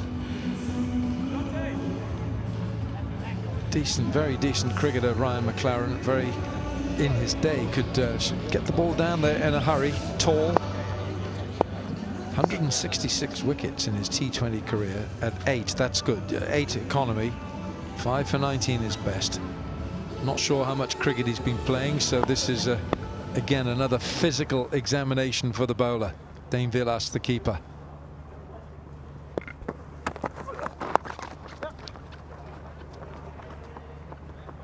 Are you turning your arm at all, Nikhil Chopra? I wish, Alan. It's always on the golf course now. Enjoy my time at the golf course, and some wonderful golf courses here, the Edgbaston, and I got the opportunity to play at the Belfry as well. Oh, wonderful. Beautiful golf course.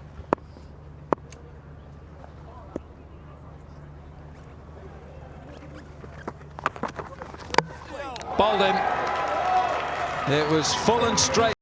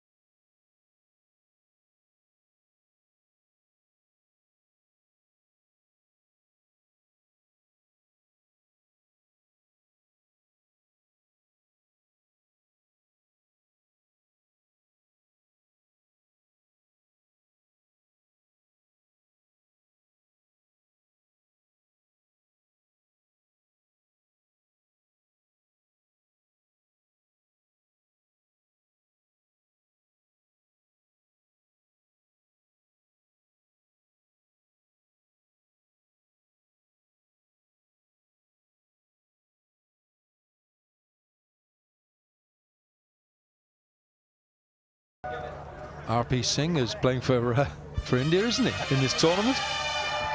RP swing. Yep, he's got some fans around and everybody waiting for that game. The next game coming up as well. And the India champions look good in that first game against the England champions as well. RP swing also swung that ball. So it's coming out nice from the hands. It's the next game coming up. Match number 6, India champions versus the West Indies champions in the Ease My Trip World Championship of Legends. West Indies losing yesterday, India winning their first game as well. Chris Gale. Dwayne Smith had a great day at the office. Alan, he got a 50. While he was dancing down the track, direct hit, missed that.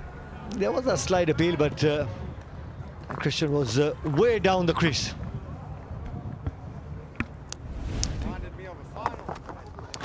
Well, the shot really wasn't on from Callum Ferguson. Ryan McLaren full and straight, hitting the top of off stump. Might just have kept a little low, just a bit.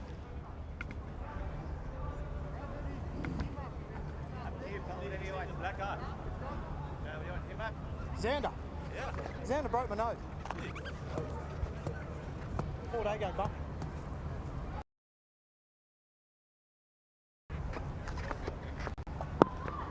Alan, lunchtime for you as yet? Not as yet. Not yet. Oh, it's close. Yes, it's close enough. Umpire says you're gone. Dan Christian didn't like it. Conor McGarry says that's good enough for me. It's a double strike by Ryan McLaren. Just an interesting shot with a short fine leg in the 30-yard circle, went way across and hitting in line. And what an over this is by Ryan McLaren. 2 wickets in the 5 deliveries that he's bowled in his very first over as well. Dan Christian getting out for 2, 156 for 5.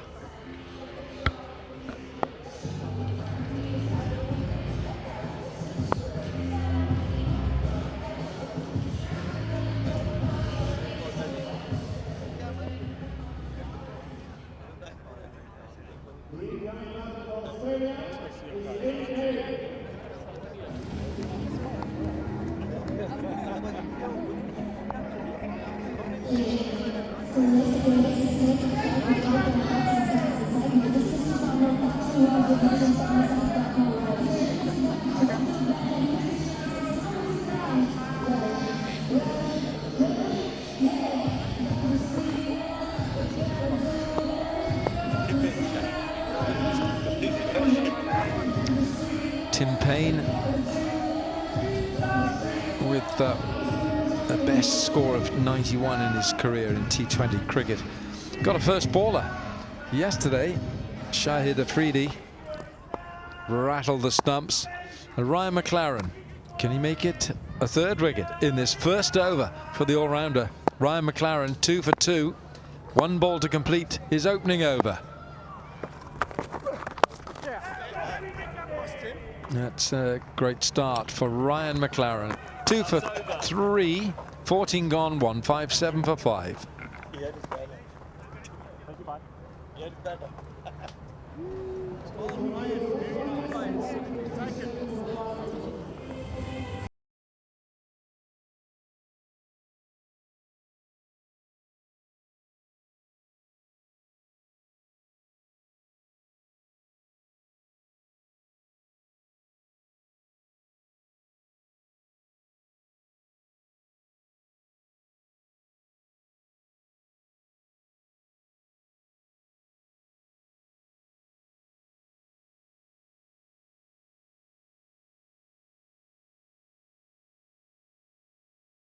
Callis, he's not one of them.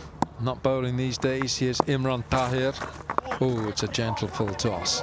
Helped along its way. That will be 4. You don't normally post a fine leg for the leg spinner, but that was a big invitation. Could have gone anywhere in the ground. Well, the thought process from Imran Tahir was correct. He had a slip in place against Tim Payne. It's just the execution of the plans never worked for him. The ball just getting stuck in the fingers and a full toss. A hit-me delivery to Tim Payne.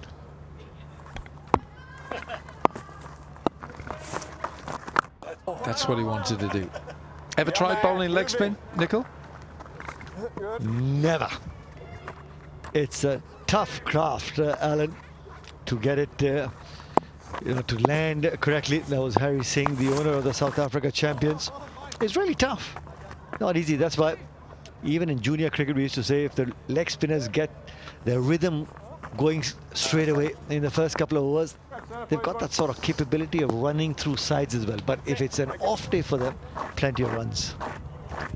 It's incredible how leg spin has been one of the key elements of T20. Ooh, the googly. And that's gone for 4. It was the inside half of the bat. Imran Tahir stares down at Ben Cutting. It's one of those things. Welcome to T20 cricket. It was a good delivery. You nearly had your man. Didn't read the googly. Was looking to go big. Inside edge, and also finds the gap. Deep mid wicket and deep square leg. Pierce that gap to perfection.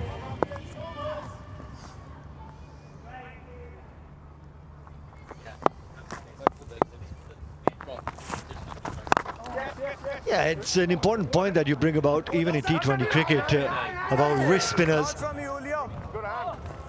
It's, I guess, the kind of surfaces that we've been seeing in T20 cricket, Alan, all over the world. I think it's the amount of revs you put on the ball vis-a-vis a finger spinner. That's why you get a little more purchase. Have a look at that surface there. So you put enough revs on the ball, I think you get purchase. And it's also the overspin, how the ball dips in the air. That causes some issues for the batsman as well. 15 gone, 168 for 5.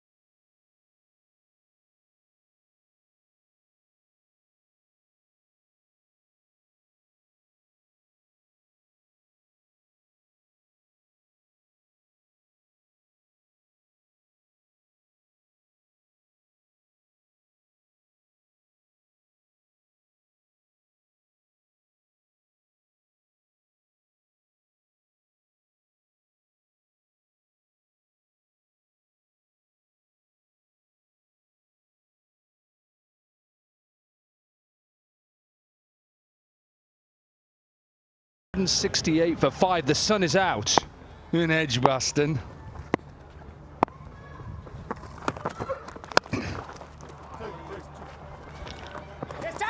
Ryan McLaren, who's bowled well. A couple of wickets in that first over, 2 for 3.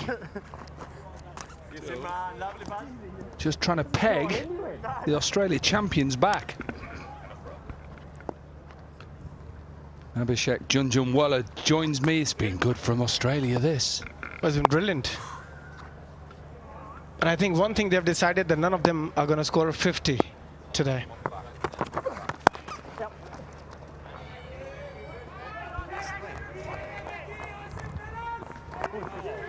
Yeah, I can see that is a signature from all the Super King fans, Super King players.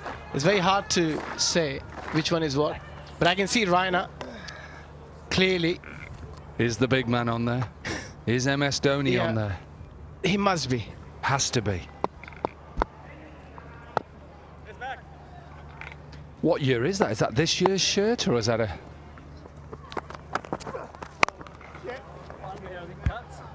Thinking if it's not this year's, could Faf du Plessis be on it? I know he made that move. Yeah, Jadeja must be there. No. And well, we know it's a Dhoni shirt. Yeah. Yeah, we can see that it's a number 7 shirt. I don't think he's got the signature for MS Dhoni. That's the one which is missing.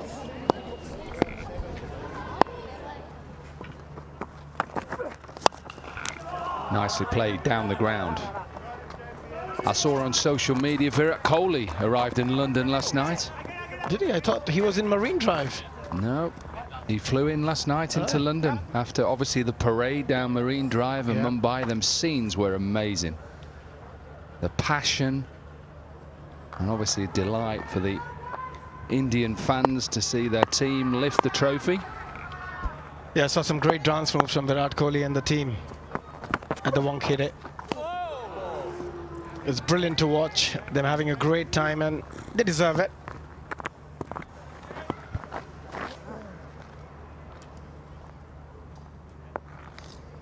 That was Vernon Philander, who is in the dugout. Finger. Big tough man, he'll be out there soon, don't worry about that.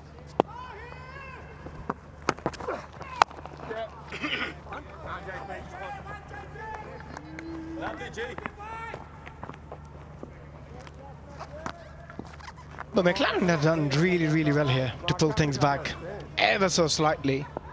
2 for 10 off his 1.5 overs so far. He's been very intelligent with his line, with his length, with his variations.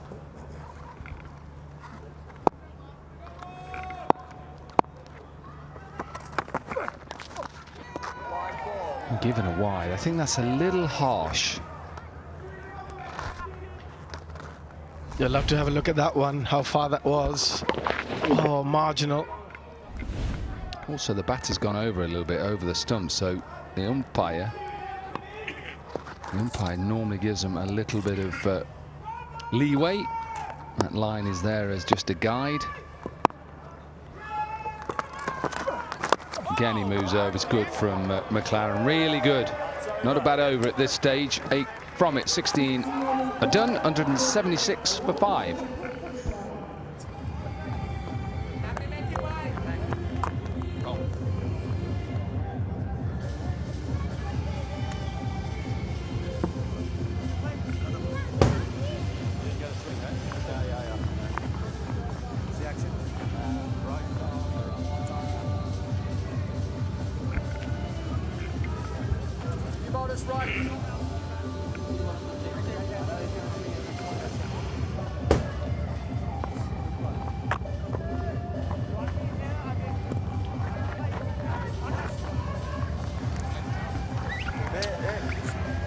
.76 for 5. Finch and Marsh just went 1 run before their 50, 3 runs before his 50 from Dunk. 176 for 5. 4 overs are left. Justin Ontong back into the attack from the opposite end where he started.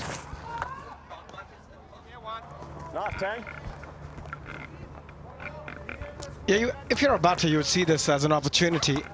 Off spinner, bowling. The 17th over, it's a big call from Jack Callis. And Tim Payne, here's an opportunity for him to go over long on mid-wicket. Just eye that onside.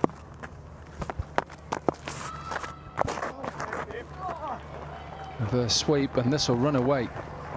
He needs to be on square there. He's going to be bad. Makaya is on the field at the moment and was limping after that. Maybe he's, oh no, he's actually, I think he might have hurt his knee. I hope he's okay, but he started to limp with that right foot. I think he's going to have to go off. Yeah, it seems like that. That's a lovely shot, though, well controlled by Tim Payne. But I just feel that there is no need to have that shot mid-wicket because that player is not going to do much. You might as well have that at a shot third point and an extra cover and have more protection for that reverse sweep. Well, he's on in place of Vernon Philander, who's off with a dodgy digit finger. And they're just trying to pick him out because they know he can't really run at the moment. And it looks like Philander is just about to come back on. I can see him just near Antini, just coming up from the dugout now, and he's just getting a bit of tape on his finger. Yeah, just a little limp for Antini. Maybe he's pulled a muscle or something wrong with the knee. Gordon Greenwich had a limp throughout his career. Yeah, I think he was a bit younger at that point. Well, Antini is 47 tomorrow. His birthday is tomorrow. Makaya Antini.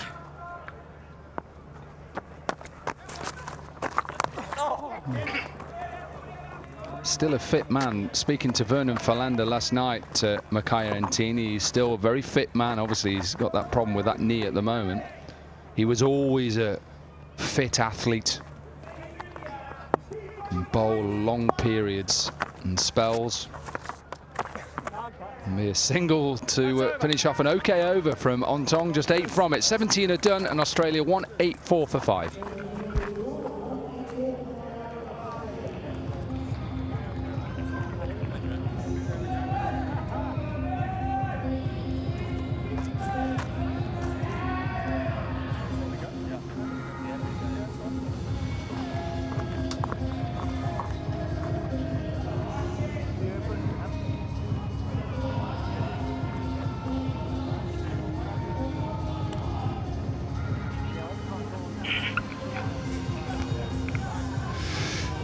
Makaya Antini's off now, so Vernon Philander is back on. Now that looks to me like it's a calf, not a knee.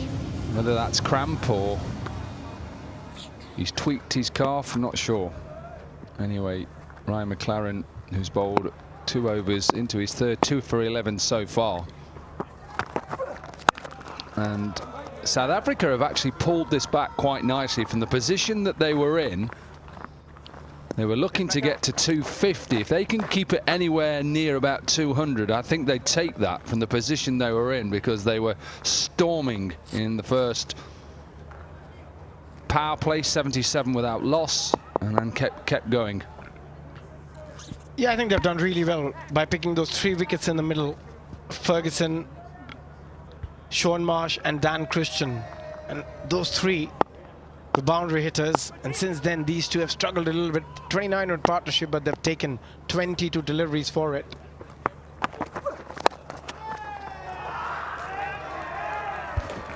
Yeah, it seemed a strange field that he brought up deep square leg and put out extra cover. Jacques Kallis has put himself out, and obviously Ryan McLaren will be happy with that, and then he's just bowled quite a straight delivery, and Cutting is a strong all-rounder.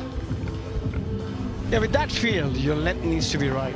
If you go that full, it just gives you an opportunity, unless you're bowling outside the off stump. You've got to be precise with your line and length. That one, he'll have to bowl again. Just drifting a bit too far outside the off stump. Just trying to compensate for the previous delivery. Going a bit too wide on this occasion. Yeah, so I'd like to see that man, who is Neil Mackenzie, back out. That's what I'd have, an extra cover up. Just having confirmation that is Makaya Antini's calf. Mackie, what do you want? Same field or? Trying to get behind his team. He knows this is actually being quite a decent comeback. This partnership is what, 35 from 25. We've got 15 balls left. He's now decided to put square leg back and extra cover up. I think that's a better field. And it's decent delivery as well. Yeah, I just feel that length, that field allows you to drag your length back slightly if you want to as a bowler. But with that field inside the square leg, unless you absolutely nail your Yorkers, there's always an opportunity as a batter to pick the length up, or if it's slightly short, you can pull it. That's a better field. Yeah, that's okay as well, because it's just a single. Your 9 so far. He's got to finish well if he can get away from this over without giving another boundary. 10 at this point, you would take it as a skipper, as a bowler. But Tim Payne just struggling a little bit. He's a nudger. He's not a massive hitter of a cricket ball.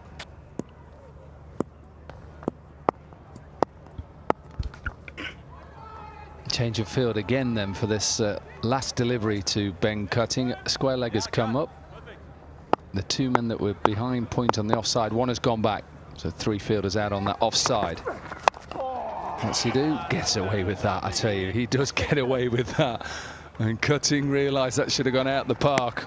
9 from the over, 18 gone. Australia 193 for 5.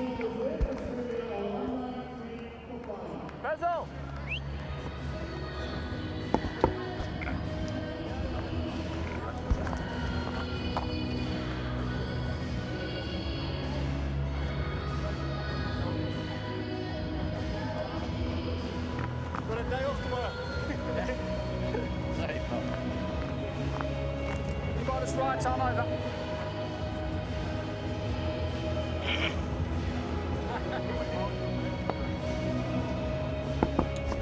Twelve balls left then in this first game. Another double header today. Match 5 of Ease My Trip World Championship of Legends tournaments. More games coming your way. 2 more days, 2 more days here after today, Saturday and Sunday. Then we move down southeast to Northamptonshire and play in Northampton. Semi-finals will be a week today, and then the final a week tomorrow. Who will be in that final? Decent shot from Ben Cutting, slower ball from Charles Lagerfeld, and it's a good start to the over. Yeah, even earlier, Charles Lagerfeld has struggled with his length in today's game. He's got to get his length right here, because that provides a lot of time for the batter to go across the line, though there is a deep mid-wicket fielder, but absolutely no chance for him. Yeah, there's a change in field. After that delivery, there's another fielder who's coming on the onside, so they've got 4 outside the 30-yard circle on the onside, so he cannot afford to go away from the stumps. He's got to bowl on the stumps here. Doesn't matter whether you have 4 on the onside, you're still going to get it through. 200 up. It's the highest score so far in this tournament. Cutting has gone boundary, boundary. Lagerfeld under pressure. Yeah, that was a good shot. Again, the length is the concern. He's got to go slightly fuller. With that pace, if you keep bowling short, it's very hard to get away. Clearly, they can't have 5 fielders outside the 30-yard circle on the onside. They're bringing 1 man in and sending somebody out, but the field remains the same. There's only 4 on the offside, a long off, and the rest inside the 30-yard circle. And straight back down. And is it stopped? Yes. Really good from Justin Ongtong. They only go through for a 1. Yeah, they just changed the fielder. It was Imran Tahir who's on the edge on the onside, and he changed with Ryan McLaren. But this is good. Really good commitment. We saw JP Duminy earlier on in this innings diving. Yeah, saved 3 runs. It just shows how fit they are still. They might not be playing cricket regularly, but still working on their fitness.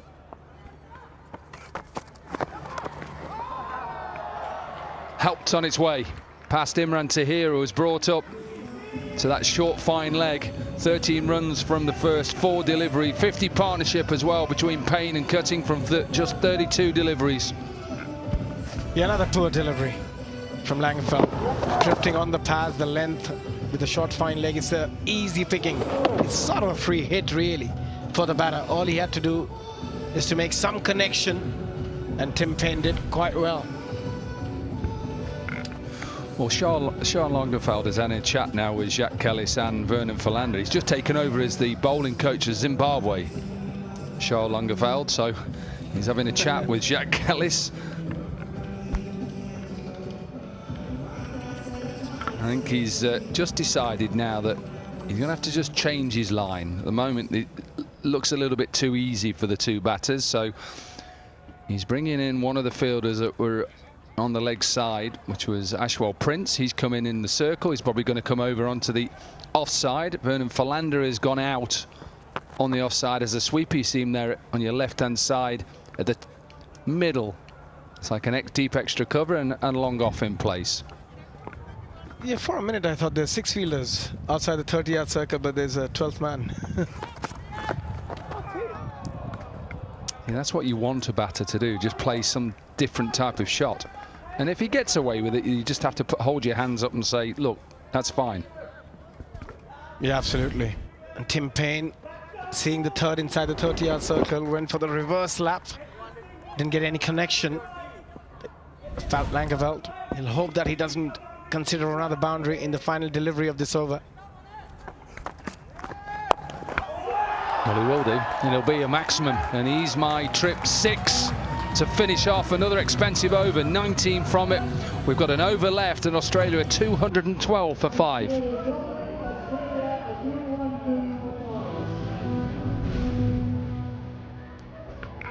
It's that width and length that just allows Tim Payne just to get his hands through it, and it's not a big boundary.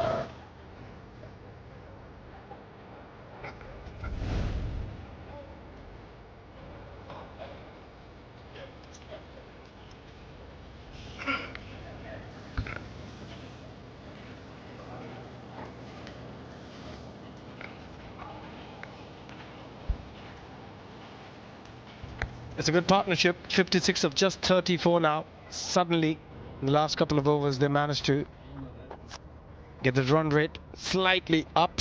212. That's a massive total so far. Oh, that's another calf or cramp. Not sure what that is yet. I'm sure he doesn't know what it is yet. He just is hoping it's not a calf. Or is it hamstring? Hang on, you'll find out in a minute. It's about here. Definitely left leg. I think he's going to have to go off. I think it's hamstring. Yeah, that's not good news.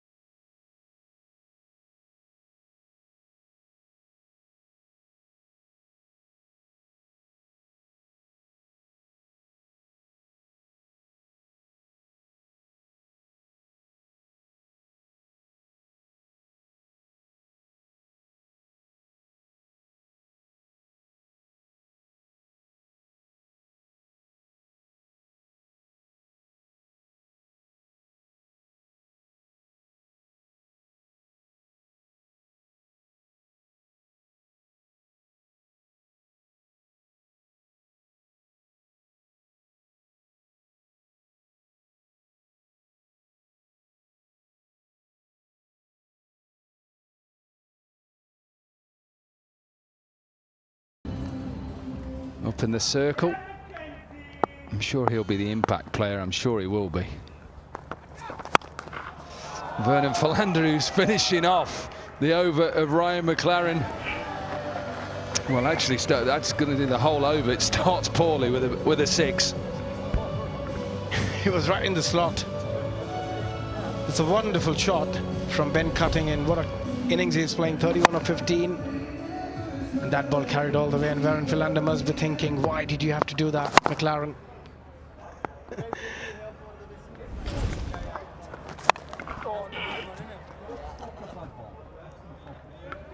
Cutting not happy with himself. He thinks that should have gone out the park as well.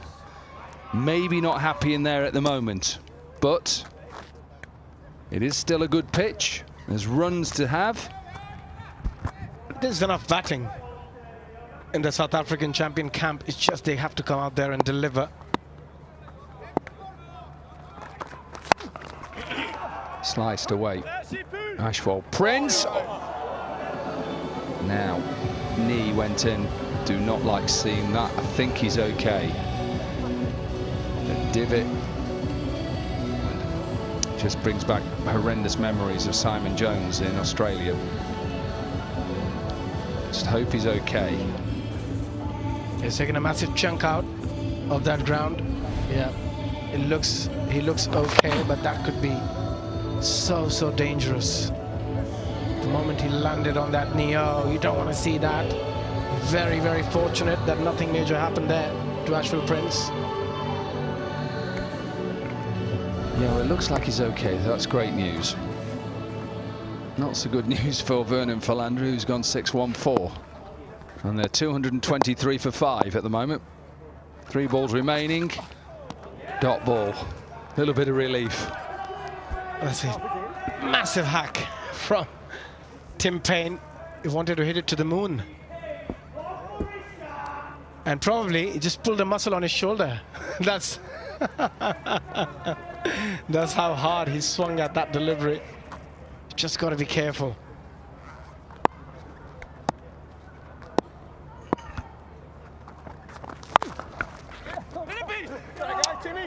I believe he throws. Would have been out. So it was probably a free throw just to stop another single. It doesn't hit, so it is another single for Tim Payne. He goes on to 34 from 21. Final delivery of this innings. And Ben Cutting on strike with a strike rate of 200. What a way to finish. Maximum to finish. It's another Ease My Trip 6. We've seen 11 of them in this innings, 25 boundaries, and Australia have the biggest total of this tournament so far, 230 for 5. What a performance. Yeah, it's been magnificent batting. Everyone contributed from top to bottom. Finch 49, Marsh 49, 47 for Dunk, and Payne and Cutting finishing it in style. 230 is not going to be an easy one for South Africa champions to come out and get, but you never know. They've got plenty in their tank. Yeah, the partnership 74 from 40 between Payne and Cutting.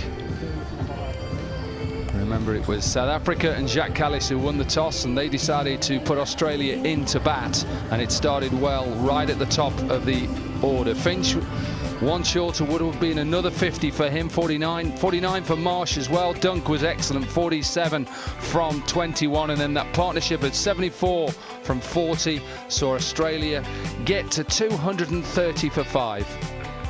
Yeah, I think it's rarely you see a scorecard where the team got 230 and none of them got a 50. But if you look at the partnership from Australia champions, it started at the top, 85 run between Finch and Marsh, and then a 43 run partnership between Dunk and Marsh in very quick time of just 23, and they ended up with a 74 run partnership between Cutting and Payne. Couple of wickets for Duminy, 2 for 33, couple of wickets for McLaren, but unfortunately he went off injured, 2 for 20. An expensive day for the bowlers, but it's a good wicket.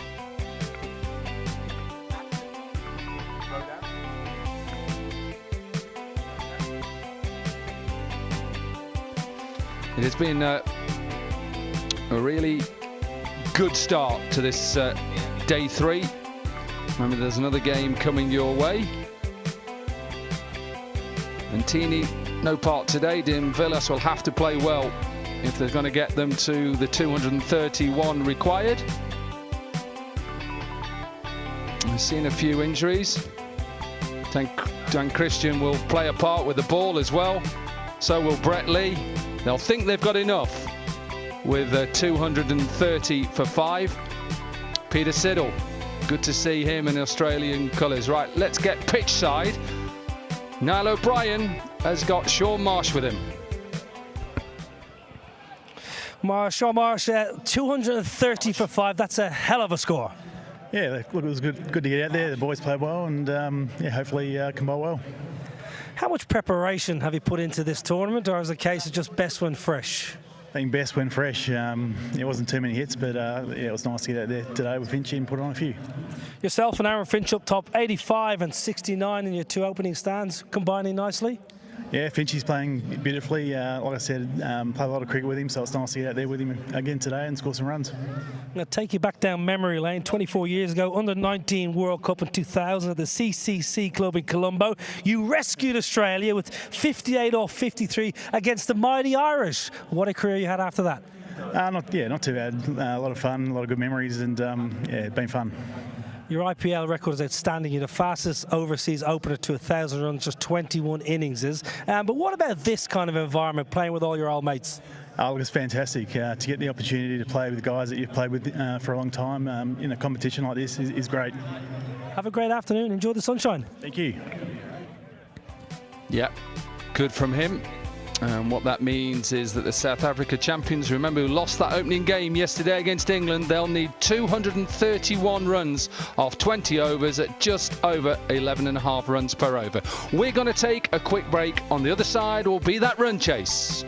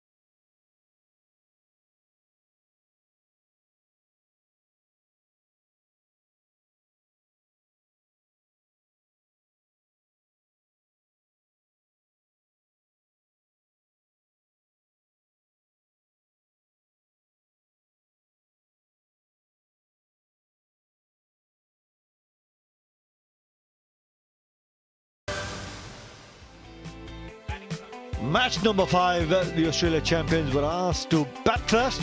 What a start given by Finch, Sean Marsh, 49 apiece, Ben Dunk 47 from just 21 deliveries, and that 70-odd run partnership between Cutting and Tim Payne getting 62 in the last 5 overs, getting one of the biggest totals in the tournament so far, 230 for 5. The Australian champions certainly have had a great day with the bat. And for South Africa, bowling, Duminy getting 2 wickets, started proceedings, bowling in the power play, 2 for 33, and then it was Imran Tahir who was expensive, 1 for 57, and McLaren unfortunately couldn't bowl his 4th over, got injured, but still picked up 2 wickets for 20.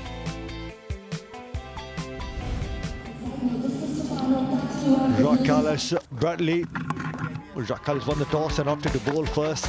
It was a real good start by Aaron Finch, as well as the way Sean Marsh were going. We saw some fantastic bit of batting, finding the middle of the bat, especially in the power play, getting the boundaries that they were looking for. Just set the tempo in the first 6 and carried on. There was that opportunity. Ashwell Prince at backward point.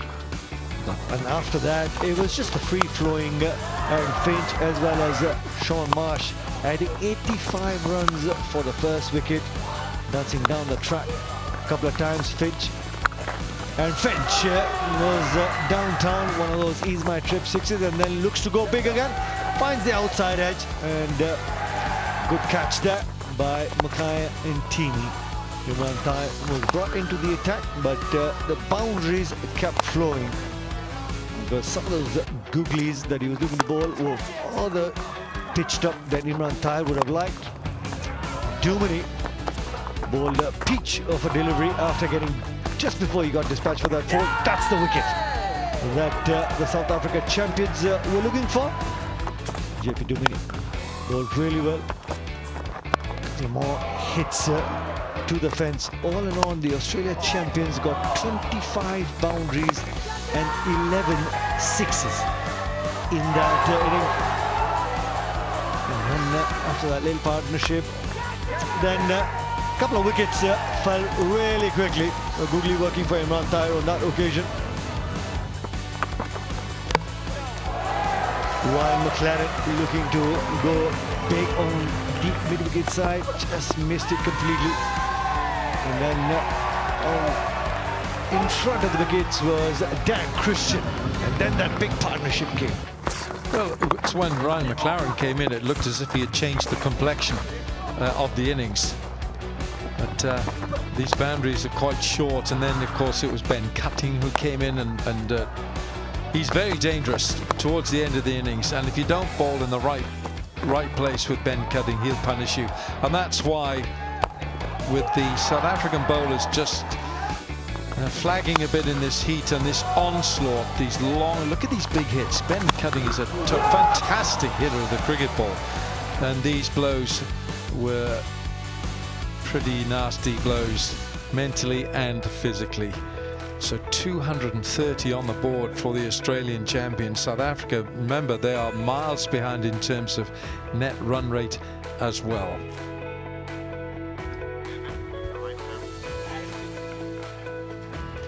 Aaron Finch looks as if he should still be, well, last year he was playing in the Major League Cricket, MLC, and when you watch him playing like this, Nikhil, you realise what a high quality, what a top player he's been all his career. Without a doubt, just looking to get into position so early, seeing the ball come out of the bowler's hand, that's what gets him into early position. He's able to execute the shots that he wants as well. A sight to watch him bat like that. That's what he has done all his career. The partnerships, 85, Finch and Sean Marsh, Dunk and Marsh, 43. It's those partnerships there at the top. And then Payne and Cutting, 74 from only 40 balls. That really did knock the stuffing out of the South Africans, who've picked up a couple of injuries. Sean Marsh, I do enjoy watching this Western Australian hit the ball. He hits the ball fearfully hard, and just the sound of the ball leaving the bat. He's as dangerous as anyone in this Ease My Trip WCL tournament, Sean Marsh.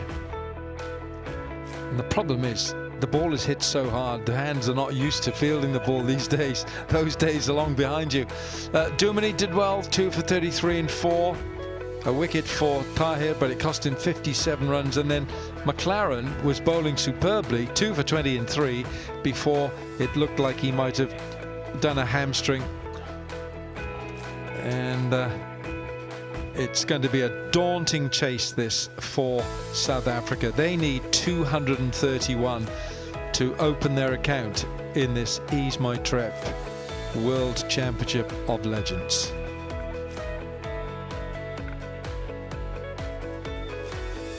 It's another double-header today, of course. This match, South Africa against Australia, and then later on it's India against West Indies.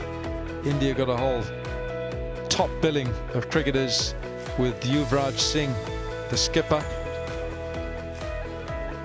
Chris Gale, skipper of West Indies. That's coming up next. But you can see why this match is so crucial for South Africa. Have a look at the bottom team there. They played one, they got thrashed by England, and their net run rate is minus 5.6. Australia looking to open their account. They got beaten quite easily by Pakistan. Aaron Finch, Peter Siddle, still looks fit, doesn't he? Looks very fit indeed. This looks a very good side. Brett Lee, Binger, will be purveying his medium pace. Niall O'Brien has sprinted across Edgbaston. Then he's going to join Nikhil Chopra now. But 231, you'd say, is a tough challenge. Alan Donald. What a cricketer over the years. Scary, scary fast. Here we are, former Ireland captain, Niall O'Brien.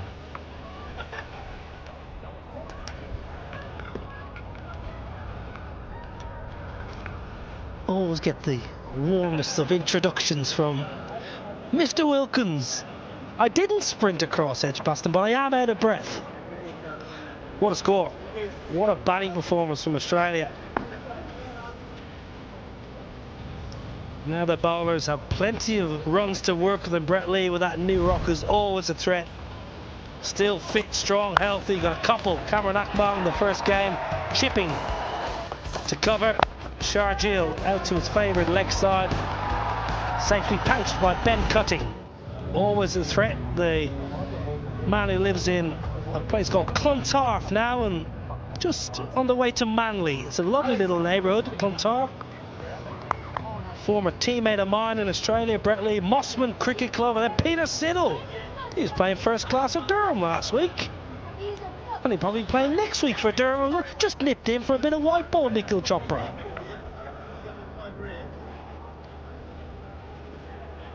Well, that should be interesting as well. With Peter Siddle coming in the Australian side, just need to get some backups in place because you don't want to lose 2 games on the trot. Then it's tough to make it the top 4, so they're making sure that they've got enough firepower in their ranks as well. South Africa champions, on the other hand, this is a big total for them to go out there and chase down. It's a big game for both sides, Nicola. As you mentioned, you play 5 games, of course. 6 teams, you play 5 games. If you go north from 2, it's a long way to try and claw back to get that top 4. So Australia, who I thought played really well against Pakistan, they're just outdone by Pakistan, who played their A game. South Africa are well off the pace in game 1. We gave them the excuse of just arriving in, but they struggled today with the ball, so they're going to have to do something special out here with the bat in hand.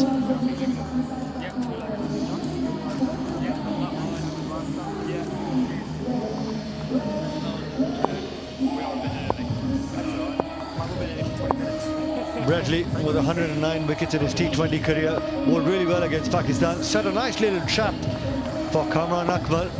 Somebody who's always looking to bowl to his field. And for South Africa, the impact player, Richard Levy, with more than 5,500 runs in his T20 career, would be looking to open the innings with Neil McKenzie as well. Yeah, he's a lovely player, Neil McKenzie. Very elegant right-handed batter. Played a lot of cricket for Hampshire in the UK. Had a difficult time in the field. I hope his body is okay. Had a couple of tumbles in the outfield. Super sub. Impact sub. Richard Levy is in. Dale Steyn is out. Hold on, I got to do it again.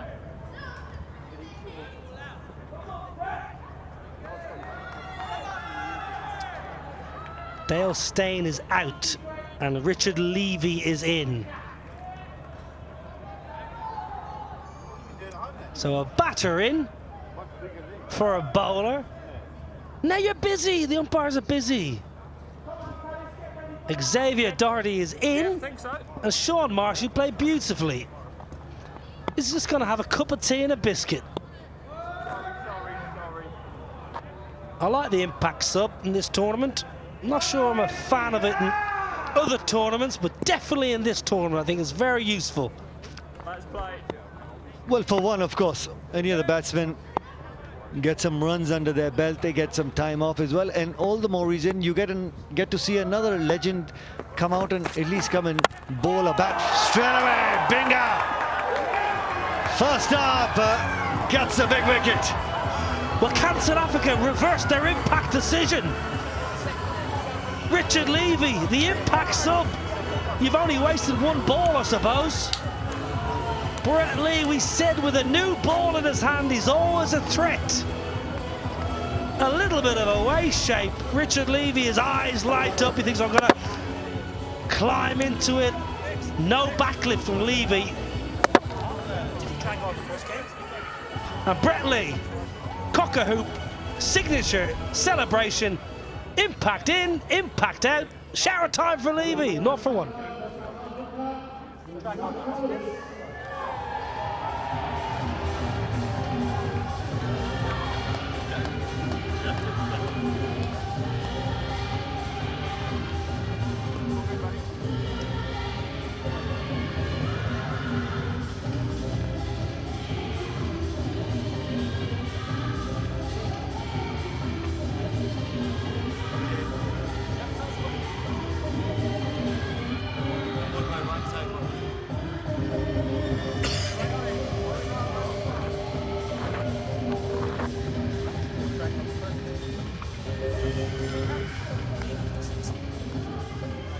Jacques Callis, a great of the game. One of the best all-rounders of all time. Oh, what a seed, Brett Lee. What a ball. It's hooping, Nikhil. See the big smile from Jacques Callis. Brett Lee might have lost some pace, but have a look at that delivery and how late that ball moves. Really late. Just forces Jacques Callis to play in the first line of the release and then the late movement. Brett Lee at his best, what we've seen for so many years, with that sort of upright seam position, the backspin.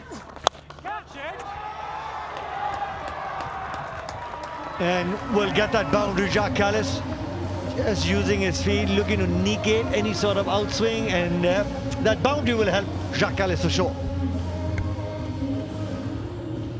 Well, Richard Levy, let's have a look at his dismissals in both games. Very similar. No backlift, doesn't pick the bat up, drags on. And today, this is exactly the same.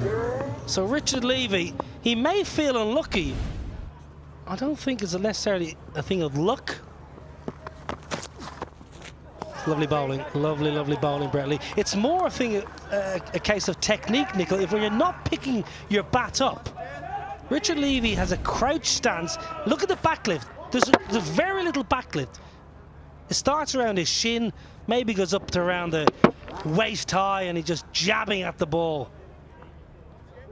Similar to when a batter gets caught down leg side. Alistair Cook got caught down leg side time and time again, and people used to say he was unlucky, but actually after a while,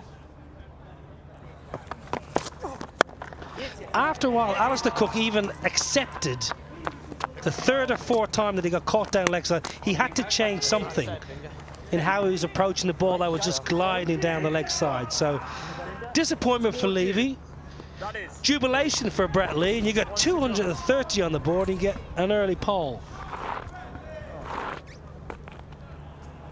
Brett Lee, even in the first game, bowled really well against the Pakistan champions. He's always enjoying being out in the park as well. Went and bowled a couple of days as well, and will take that boundary. Neil Mackenzie opens his account with that boundary. 9 for 1.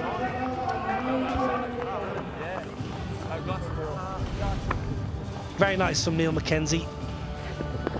Innovation. Not a bad ball at all. Nothing wrong with it. Good lines, good length. It maybe would have just clipped the off stump, and Mackenzie took a bit of a gamble. Yeah, Brett Lee says, I don't mind that. Taking a big risk against me. I'm going to be at the stumps. It was good execution from Neil Mackenzie. Intriguing start to the chase.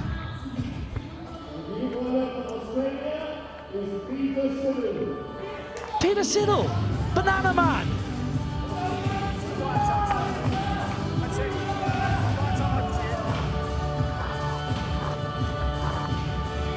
There he is, Peter Siddle. That's his lunch. That's Peter Siddle's lunch. I guarantee you, he eats about 30 a day.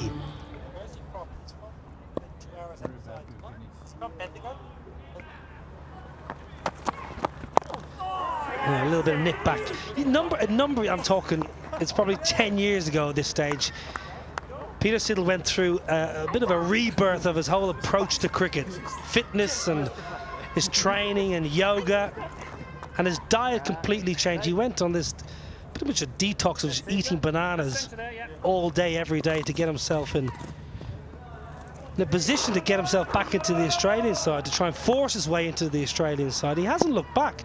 You look at him now, he's fit, strong and healthy. A great bowler for Australia for 5 or 6 years. Relentless. Peter Siddle and Ryan Harris, Mitchell Johnson. Now we're going to keep an eye on Peter. How many will he eat? How many bananas can we capture on camera in this over? You got 4 balls, chaps. We've got 9 bananas so far. Sweepage, 4. Improvisation at its best by Neil Mackenzie. They need to make sure that scoreboards keeps ticking and ticking quickly as well. Just using the pace of Peter Siddle to try and muscle your way for boundaries. Just capitalize on those field restrictions as well. You can only do that when you anticipate the line and the length as well from the bowler.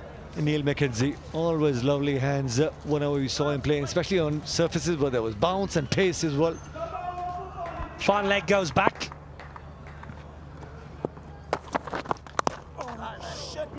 I've got a million shots, choose one. Here we go. What have we got? What have we got? Ah, good lad. Healthy.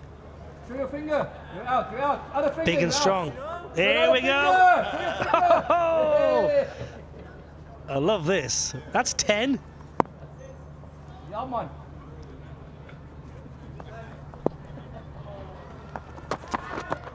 It's going to be a wide.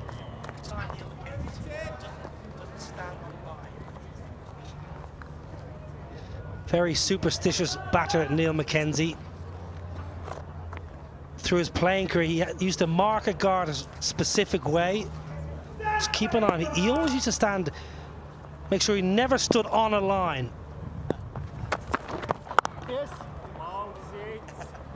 He used to get stuck into when I was keeping wicket at the county game. Oh, you stood on a line there, Mac. You stood on a line, you're going to get out next ball. You had any superstitions, Niall, when you played? Yes, make sure it's in bed by 1/4 Yeah. 1/4 what? No, that's what you told the coach. In county cricket, you just said, if the coach asked you what time you're in bed, you said 1/4.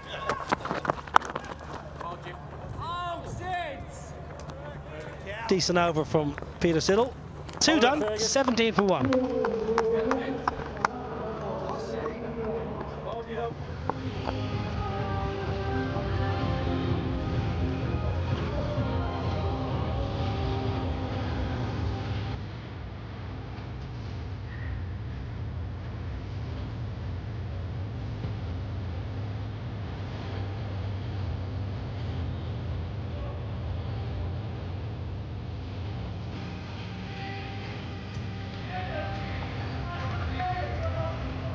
the warmest of the 3 days we've been here. Nice day here in Birmingham, just hotting up for the weekend. It's going to be hot and fiery here tomorrow. India, Pakistan. 19,000 tickets sold.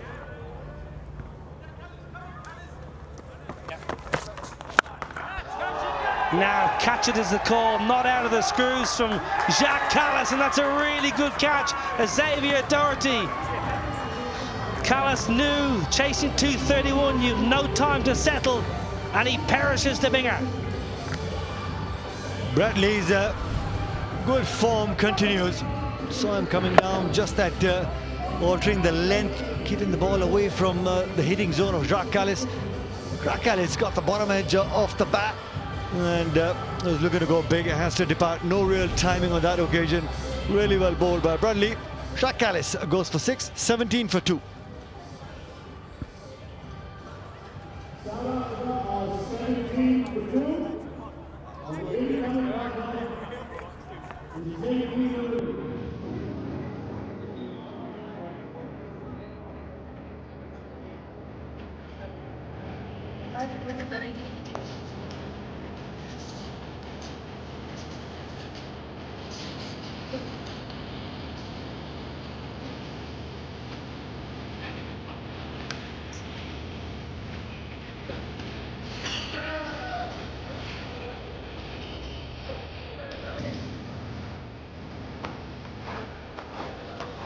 Very good start here for Australia. 17 for 2, South Africa, and JP Dummeny's got a mountain to climb. Table mountain, maybe.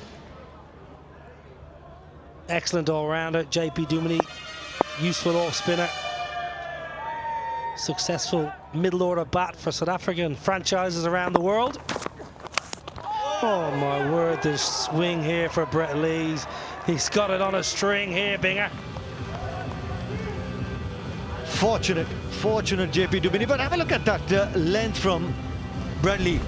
Seen right from ball one, he's been able to swing the ball, forcing the batsman to get onto that front foot, giving the ball the opportunity to do something in the air.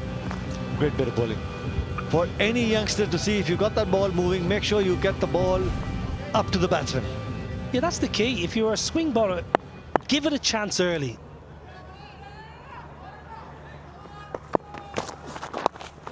Any young boy or girl watching, this is what Brett Lee did all through his career. With the new ball, he tried to swing the ball and take wickets early in the piece.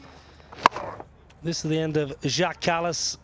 He can understand the captain. He knows he has to get on with it, chasing a huge total. Good catch from Xavier Doherty, was moving swiftly around to his right. Left arm finger spinner will enjoy this surface. Neil McKenzie, will he go for that favoured sweep again? Fine leg is back and deep backward square in operation. Slow ball from Brett Lee. Good change-up.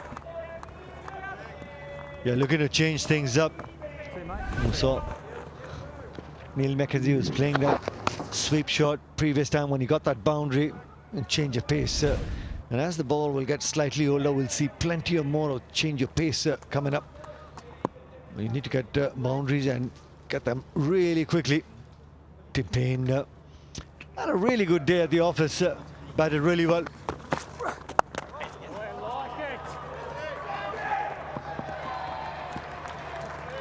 That's 4. Dancing down the track as well. Got the length that Neil McKenzie was looking for. Well, of course, Bradley doesn't have the pace to surprise Neil McKenzie anymore, so he just set up really nicely. Yeah, it's a nice shot. Rolling the wrists.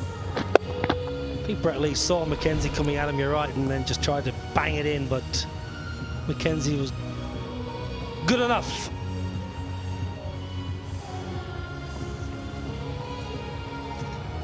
Yeah, Tim Payne played really well. 34 not out off 21 today. Had a tough first game, got a first baller, and he has a radio show back home in Australia, and his dismissal has been going viral with me commentating saying it's a long way to come for a globe. And his Australian teammates here in Birmingham are absolutely they're letting them know as well, Dirk Nanez came up and said the boys are loving the mimicking. 3 done, 27 for 2.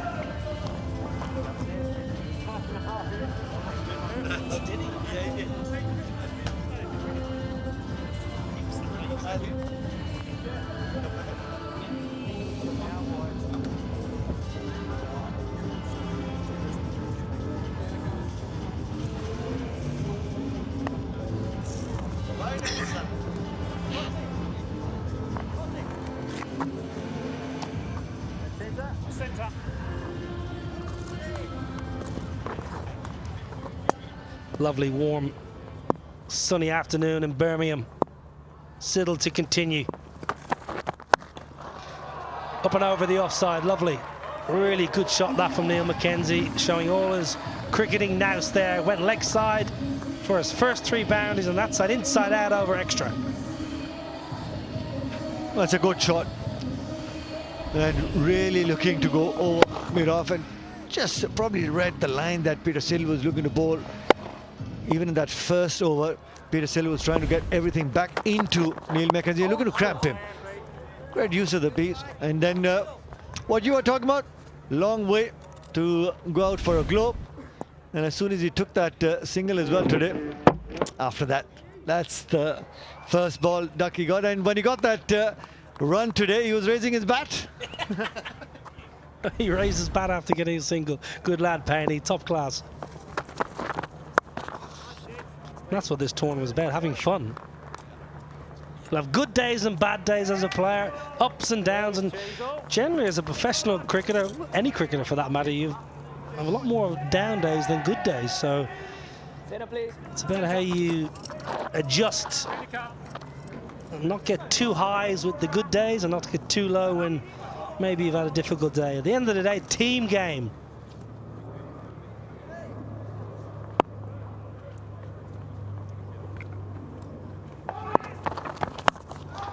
JP Duminy down the surface, down the track, just chipping over mid-off. Nice, Cal. Callum Ferguson. That's why,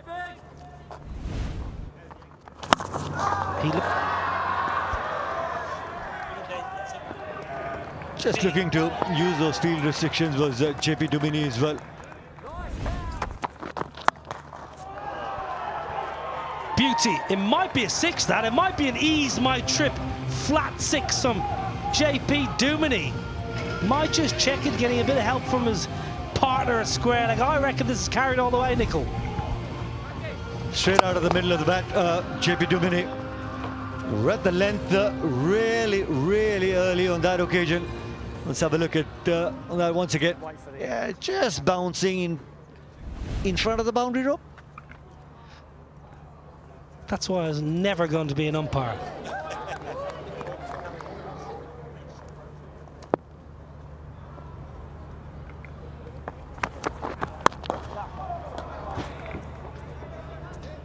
Easy cuts. 4 done. Save it up. 39 for 2. Cook's coming at you.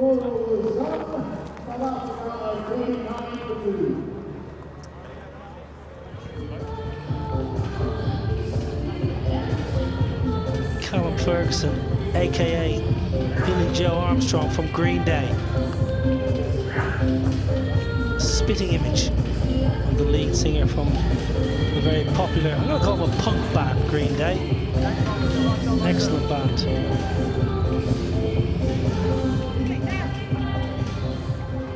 Bit of whistle podo in the crowd. Of course there is. Why not?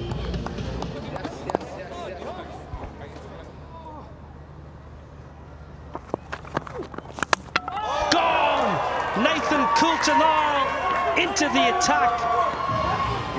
Full, straight, cleans up all stump. I don't think he wanted to bowl a Yorker. That's the expression. Let's just say that he bowled that Yorker. And to bowl that Yorker, the very first delivery in your spell, not the easiest. JP Duminy just played all over it. Big gap between bat and pad. Yeah, was just probably looking to play that too fine, shut the face of the bat way too early.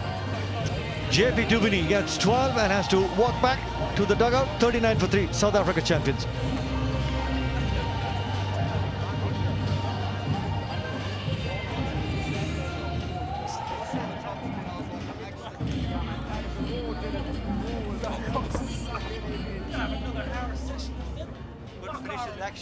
Every time you want to pitch it up, you just throw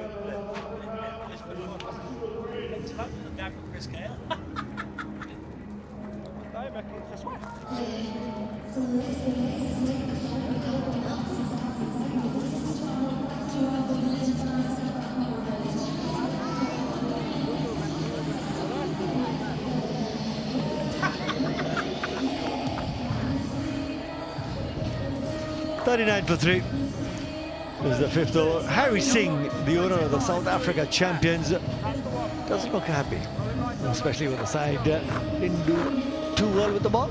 Chasing 230, never easy. Ashwell Prince, the new man in for the South Africa champions, and why is Ashwell Prince at the crease? And that's how JP Dubini departed. Yeah, just body weight going really too far ahead. And Nathan Coulter-Nile's expression, maybe right, Nile, expression saying it all, that he wasn't looking to bowl that Yorker. I'm certain, and I might ask him after the game if he meant this Yorker. I think he was just looking to get through his action. It was a cutter. He bowled an off-cutter, and very rarely you bowl an off-cutter Yorker. And I think that's what the expression and the big smile and the laugh was about. Guys, it wasn't what I wanted to do, but actually it worked perfectly from the big quick.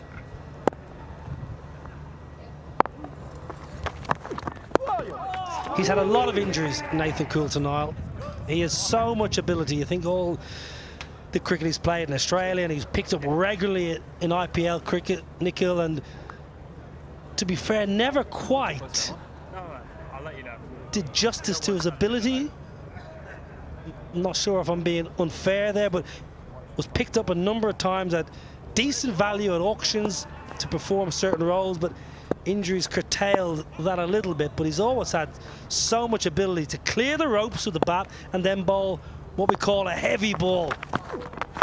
Not a fast bowler, but someone who can hit the pitch hard and hustle a batter. Yeah, if you have that sort of skill set, 100% agree with you, Niall. Marshall Gibbs is sitting and watching proceedings, but Nathan Coulter-Nile, it's because of the injuries. I just felt that every single time that he was looking to come back into the game, he always felt, do I get to give my 100% or the injuries reoccur again? So yeah, completely agree. Not being able to do justice to that kind of talent that he has, and especially the IPL, the tournament, the kind it is. It's tailor-made for somebody who can go out there and hit a big ball and, of course, pick up a couple of wickets as well. Well, the Australia champions owner, Mr. Puneet Singh, is all smiles, sitting with the WCL, Ease My Trip WCL CEO and co-founder Harshit Tomar. All smiles with Puneet Singh. Well, the Australia champions doing well. Well, I think all the owners of the teams and the league owners and the sponsors they should all be happy right now.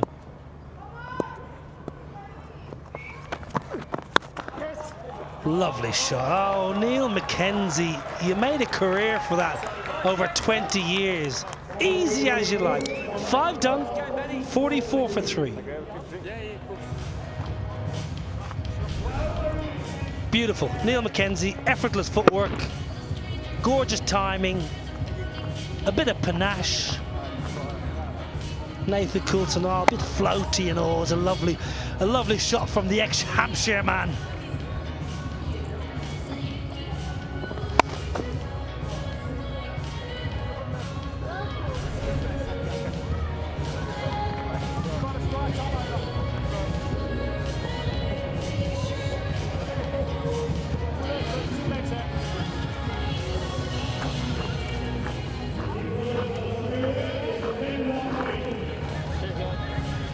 West Indies will be playing India a little later tonight, but this is Ben Loughlin. 6 for 28 is best. His career economy is good as well. It's just over 8, so you'd settle for that. But South Africa have got a mountain to climb here. Swing. And swing off the bat blade as well. That's gone for 4. Well, we've seen that We've seen that throughout this game so far, that as soon as the bowler just gives a little bit of width or gets a little bit too straight, it's just dealt with. This pitch, Wilco, is day 3. And this has been, I think, a really good pitch to play 2020 on. Of course, the odd ball has spun, as you would imagine, on a 3rd day pitch, but it is a hybrid pitch. So it is artificially, grass is sewn into it like a knitting needle.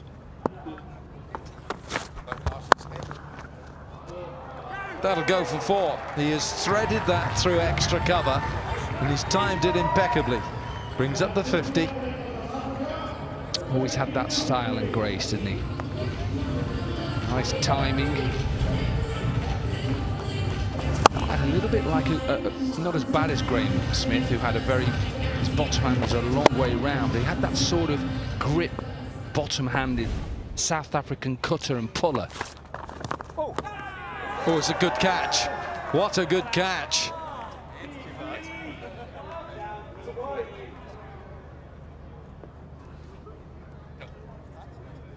Tim Payne. Well, he was convinced that was off the bat. Umpire wasn't. Paul Nicholls.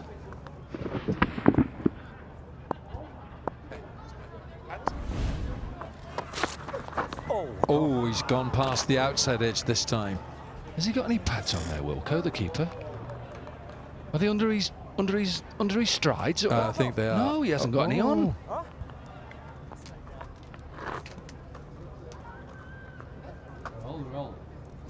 Tim Payne, padless. Oh, that's worth a shout. Is it pitched on? Oh, umpire says no. Well, it's the first time I've seen you for a bit, Wilco, and I know we've been in contact about that magnificent championship game, and I know you a lot to do down in that beautiful place in Wales and Glamorgan, and you're up in Cheltenham. What a game of cricket. It was extraordinary. Bowled. It was the most extraordinary 4 days at Cheltenham. 6 gone here. South Africa 53 for 3.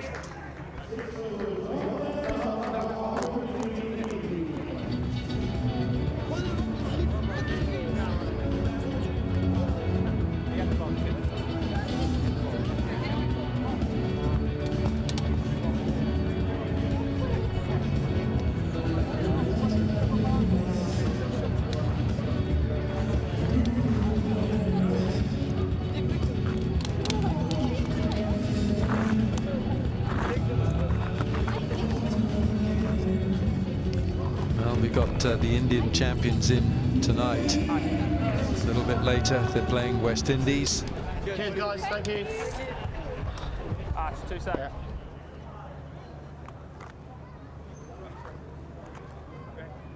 India in tonight, and tomorrow it's India-Pakistan.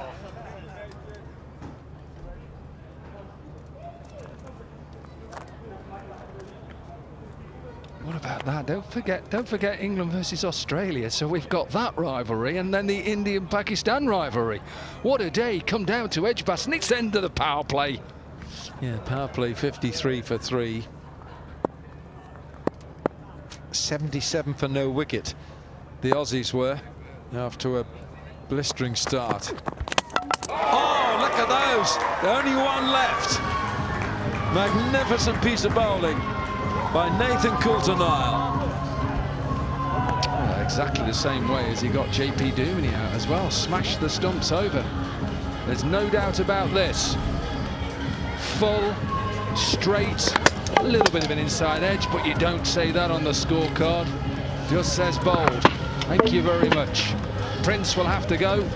Coulter-Nile has his second, and South Africa are in a heap of trouble. Gone for 9, 53 for 4.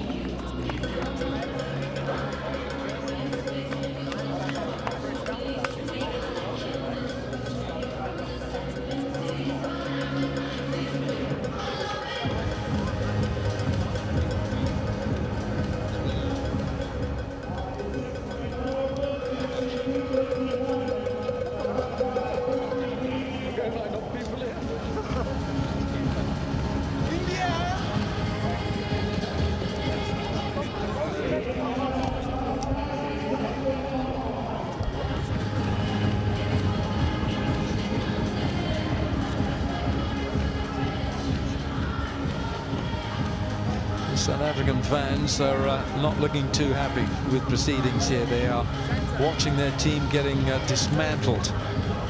53 for 4, South Africa. They're chasing a mammoth 231 here against Australia. It is Justin Ontong.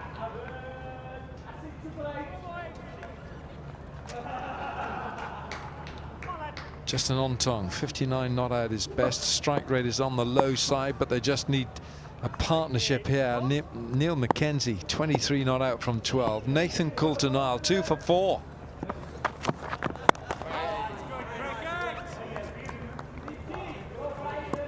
Got a chance when you just bowl full and straight. Yep. A little bit of inside edge, that doesn't matter. Full, straight. Saying to the batter, if you want to drive me down the ground, good luck.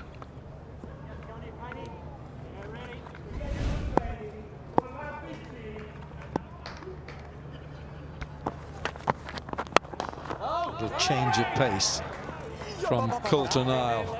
Good rhythm. He's showing good rhythm here, Nathan Coulter-Nile. Doesn't run in quickly, unlike the gentleman sitting next to me. You had a, I would say, you had a good sprint into the stumps, Dominic Cork. Well, I like to attack it, yeah. Build that momentum up into that action and that coil, and then get through your action. Just that some bowlers did sprint in. Alan Donald was one who sprinted into the stumps. A young Malcolm Marshall. Oh yes, bless him. Rest in peace, Malcolm. But yes, he sprinted in. Glenn McGrath was someone who didn't need to, because his action and the way he delivered was at a certain optimum speed. A man is in our commentary crew as well. Waqar Younis, he used to sprint in. Oof. It was like he was a 400-meter runner, wasn't he? Wonderful. Down the pitch goes Justin Ontong. Doesn't make any contact at all.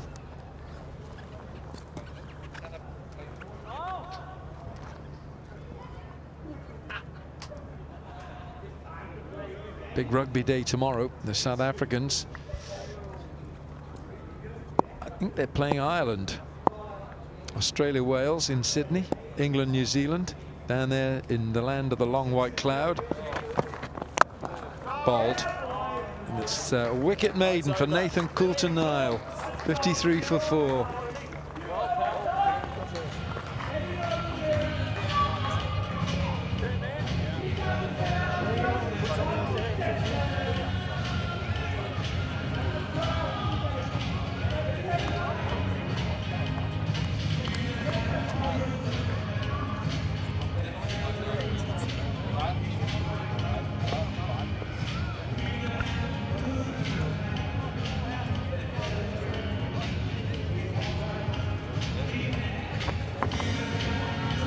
It's the first game tomorrow. It's match 7 of the World Championship of Legends. England against Australia. And then the second match will pit India-Pakistan. Ben Loughlin up and over, extra, and that has gone for 4. Neil McKenzie. Yeah, Finch tried to put that left hand up, tried to just get off the floor, and he just couldn't quite do it. Good piece of timing from McKenzie. Looks in good form. He says he hasn't done a lot in the nets. Loughlin into that length again. Change of pace and a little change of the way he'd released the ball then, but it's just so good. It's premeditated by Neil McKenzie, just giving himself a bit of room and looking and imagining the shot over extra.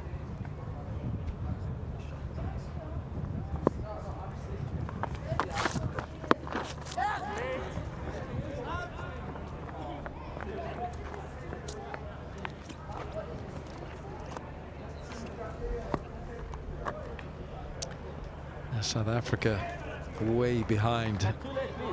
Two leg. Thank you. Ready to cut. 94 for 1 the Australians were at this stage. Oh, it's jagged back off the seam. Dominic Cork, what did he deliver then? I think it might have been a little off-cutter.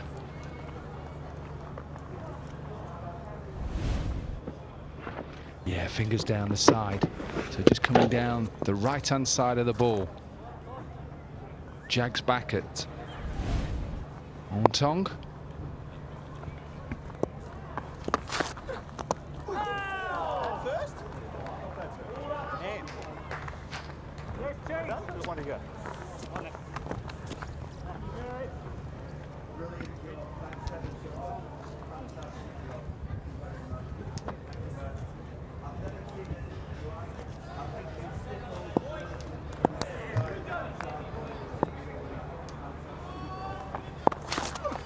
Good over. Had a lot of variety to it from Ben Loughlin. 8 gone, 60 for 4.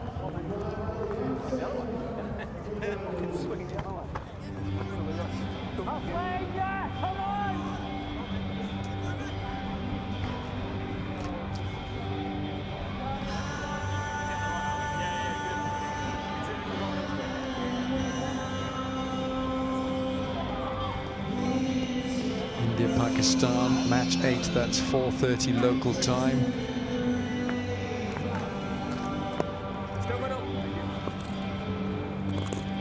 Well, if you're around the area, Edgbaston, Birmingham, try and get in. If you can get tickets for it, it's pretty much a sellout for India-Pakistan tomorrow. Coulter Nile delivers a full toss, but he's got a third man in position there, and he's quite fine. Brett Lee, sing us a song. Well, he can play a guitar and he can sing. And he can play the piano. He's very good. He's got his own band. In Sydney, where he comes from.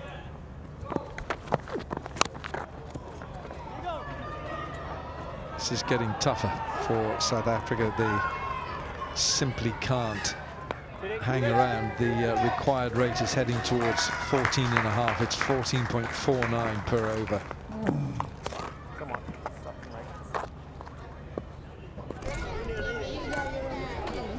I think that's the Brett Lee family right there.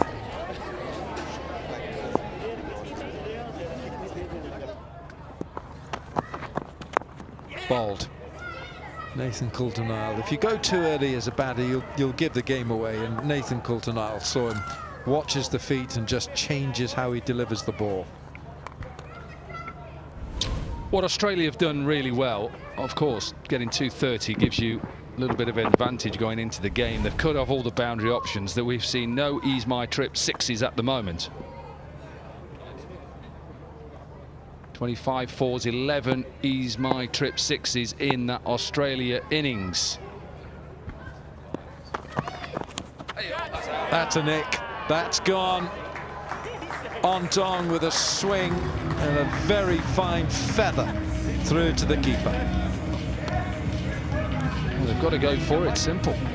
Have to go for it. Already bowled a wicket maiden in his previous over. Figures of 3 for 6. Simple catch for Tim Payne. Coulter-Nile has his third. Australia have their 5th. South Africa in trouble.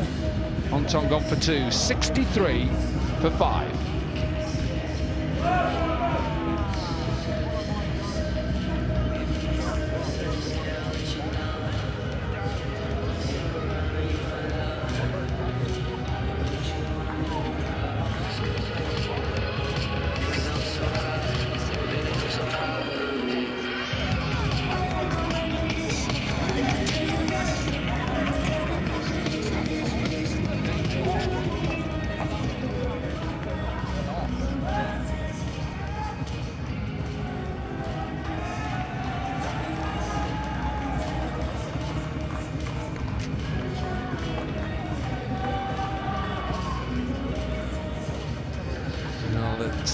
Dane Vilas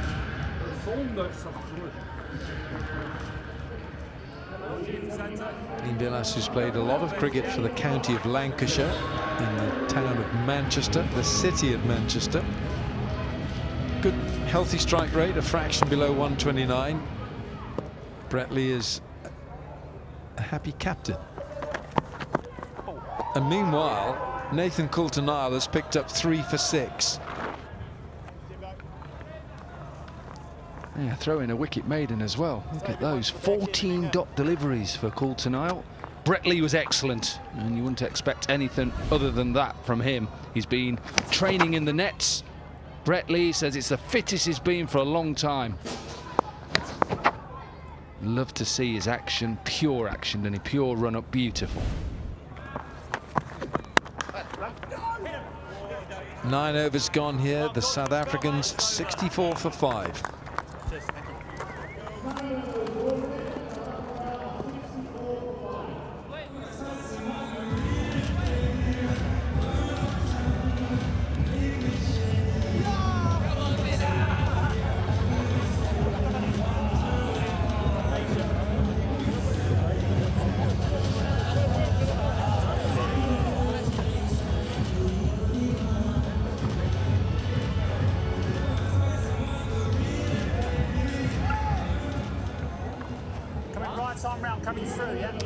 India.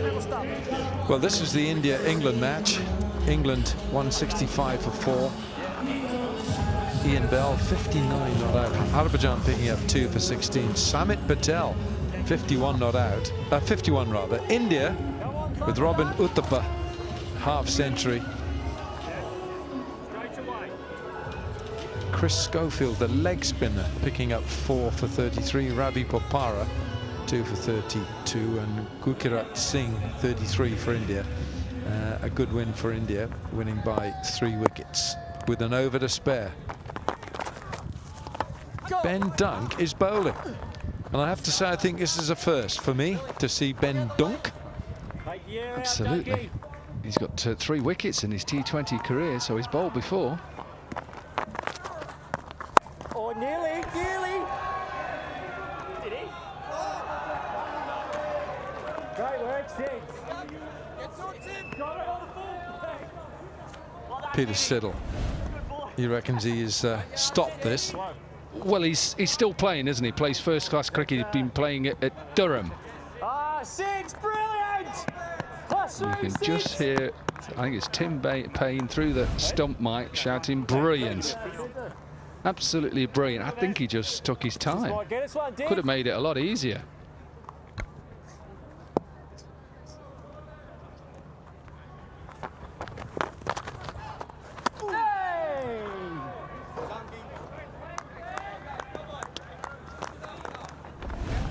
Donkey, it's lovely.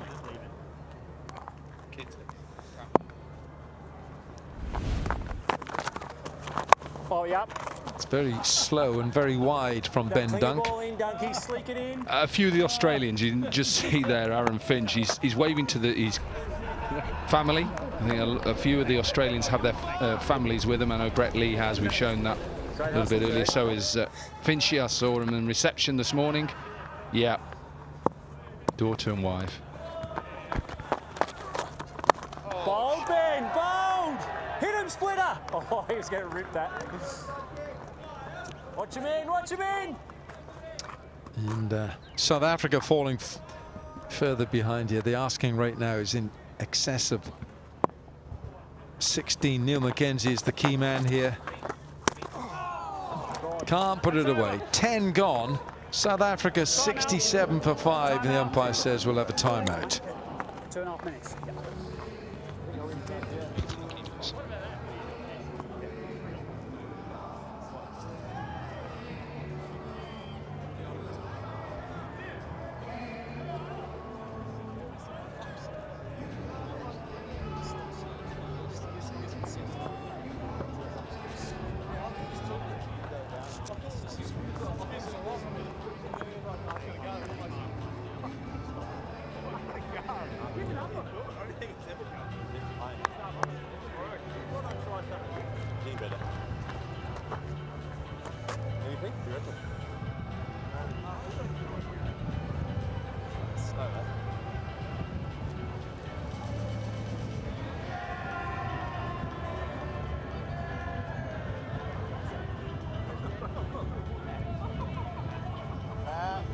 He says he's got it covered.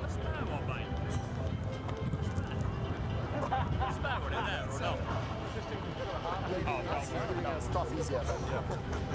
Fours and sixes don't get out. That's what he said to me. It's so slow. I was going to say, be careful. I think he's got to slow the thing down. He's got to go up off one. That reverse, there's no face on it. So just get it and then there's a long arm there. I'll stick this way. It's right.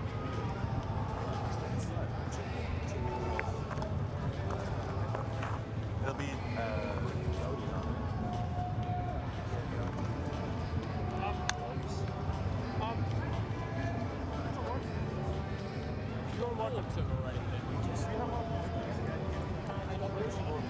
no, it's all good. It's all good. Thank you, though. No, don't worry now. Thank you, though. Give him a shout.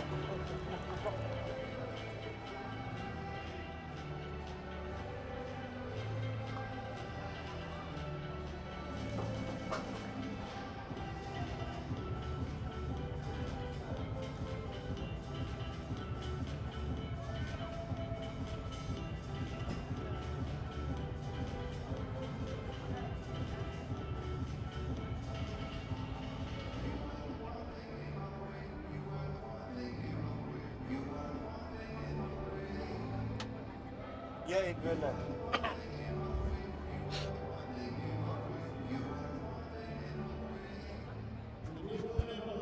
South Africa champions needing 164 of the 60 deliveries. 5 wickets down. First to go was Richard Levy, who was introduced as the impact player. Unfortunately, the second game in the tournament. Also dragged down Jacques Callis, who was looking to go big against Bradley on the bottom end of the bat. And not held out. JB Dumini played all over it. The slow ball, the Yorker working in similar fashion. Nashville Prince as well. Just the way how JB Dumini departed. And then also on top was looking to heave one from outside off stump.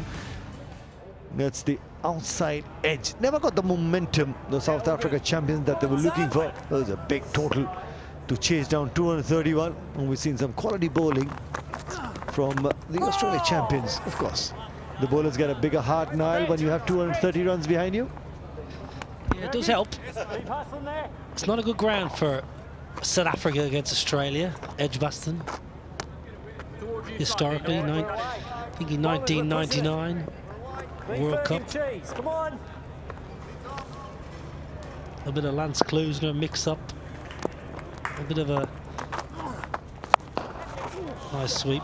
Bit of an underarm down to Adam Gilchrist, just hoping the ball doesn't go into the foothole and bounce over the keeper's gloves. And well, the rest is history, as they say. That was a very enjoyable World Cup, I must say, as a young kid watching that.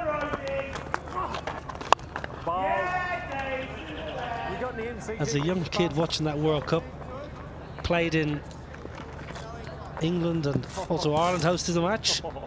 West Indies against Bangladesh. I bunked off school to watch that.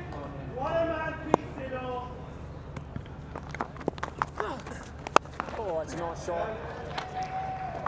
Still not been able to get a boundary. Neil McKenzie. Lovely. A couple going. He's got 6. Never really look as if he's going to go big inside out. Let's have a look at that rope. The extra cover boundary.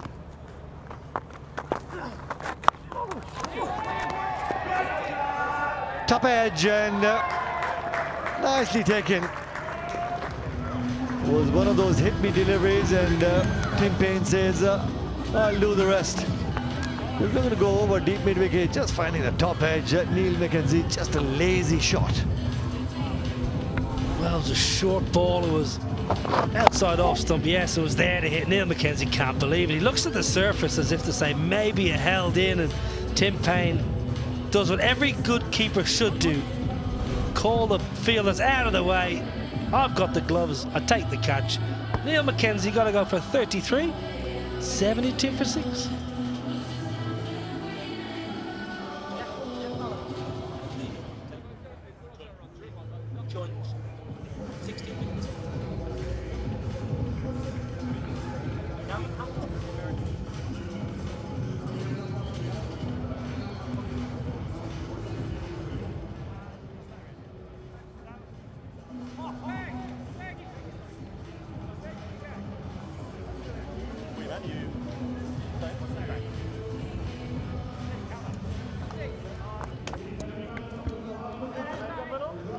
Straight on it. Stay left arm round this one.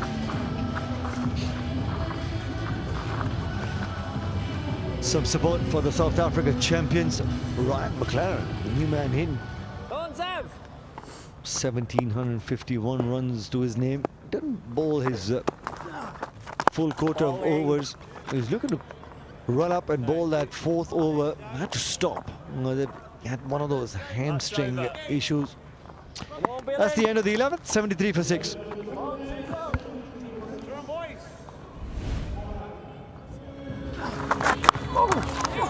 One of those hit-me deliveries. Had all the time in the world, Neil McKenzie, but straight to Tim Payne. Just shot the face at the back way too early. Wasn't looking to use the depth of the crease, and that's why couldn't time it.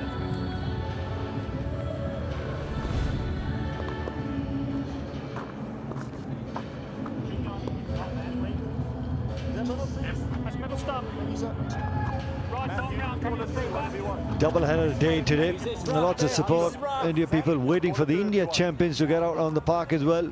They won their first game against the England champions, West Indies champions yesterday. Lost to the Pakistan champions as well. Chris Gale, Dwayne Smith had a good day out yesterday as well. Everybody looking forward to that game as well. Yeah, looking forward to this evening's games. Already a good Indian fan base in the stadium. Just thinking about that World Cup in '99, Nicola. Jeff Allett was the joint leading wicket taker with 20 wickets with his left arm seamers with the great Shane Warne.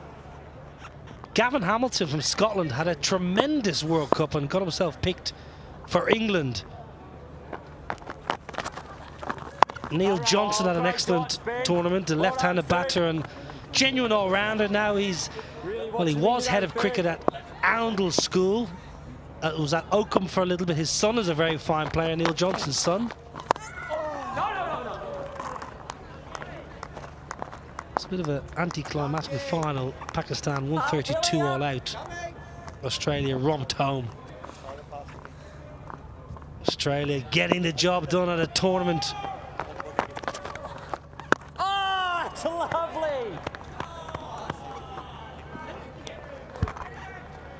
You just told me you played against Kenya in '99. What? We've got 3 more overs to talk about that. Oh, get on I hope you had a good game, Nikhil. We're getting the score cut up. 12 done. Don't go anywhere. 74 for 6. 74 for 6.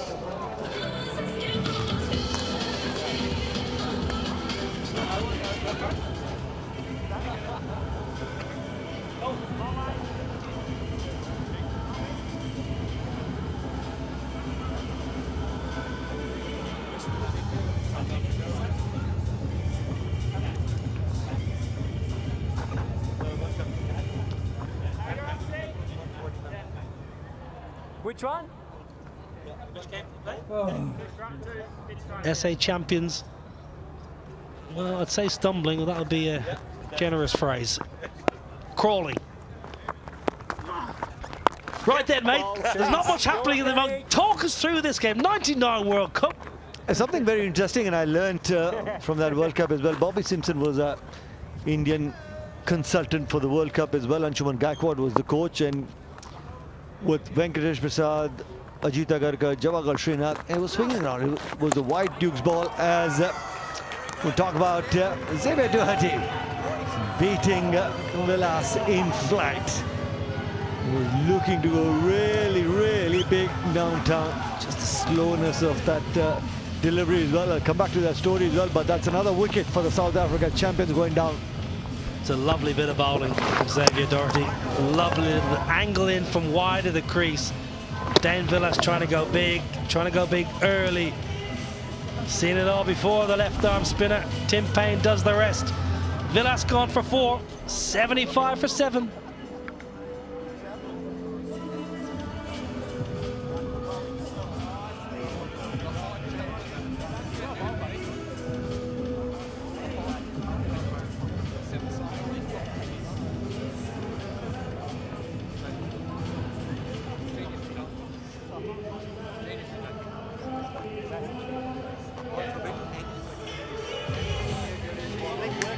done, 16.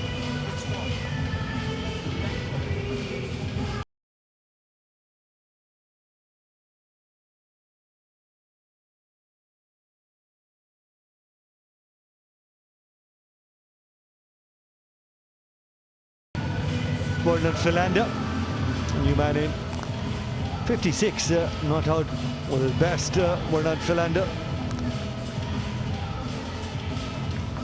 Villas was looking to go really big, but just gave too much room on that occasion for the ball to turn, and the rest was history. Great bit of glove work by Tim Payne.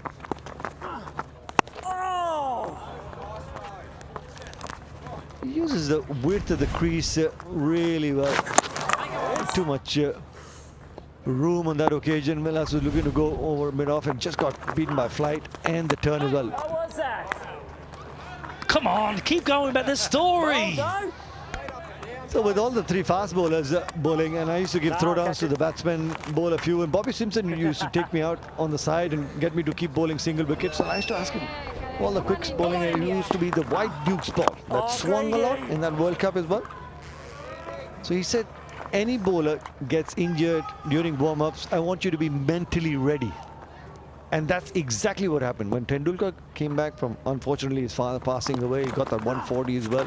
I was giving throwdowns to him. And he said, Venkat Prasad is not playing because of an injury, you're on. And that's exactly what happens. 75 for 7. Well, Tim Payne's got no pads on. Sometimes you see keepers wear pads under. That's right on the knee. Well, as a former wicketkeeper, I've got no sympathy for Tim Payne there. I didn't see many wicketkeepers keep well without pads. Sarah Taylor used to keep wicket without pads and do it very well. Tim Payne's got a sore one on the kneecap. The Aussies, they're tough. Story time resumes. So you got in. You got pulled. Bobby Simpson, he saw what was going to happen. Chops, you're in. And what happened? Well, I got the opportunity and it was, drizzling and it was really, really cold. And we had hand warmers as well. Sorry. You're not making excuses, are you? No, I had a decent day at the office. I bowled 10 overs, 33 for 1. That is a very decent day. Yeah.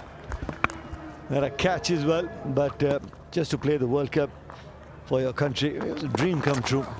One of those moments that every young cricketer dreams of doing, especially coming from a family with all sportsmen, father 64 Olympian, elder brothers taking the national shooting team for the Olympics now in France. Yeah, and my son representing India, playing golf as well. So all male members representing India. That's one of those flat ease my trip sixes. Well, Ryan McLaren, the victory is probably gone, but as many runs as you can get for net run rate to keep themselves in with a chance. It's a lovely hit. You mentioned, Nikhil, he was slightly surprised he came in so late down the order. And that's probably cementing your statement. Back-to-back ease my trip sixes from Ryan Mack. Well, at least the footwork looks pretty good. There's no real signs of any serious damage to those hamstring. Got to the pitch of that ball really nicely. And got the elevation and the power that he was looking for. Great use of the feet.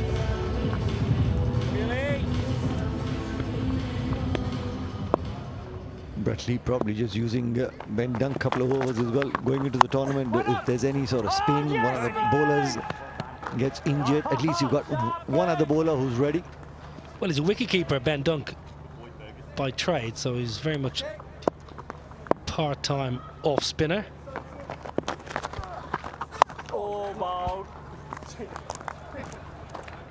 15 from that over, 90 for 7.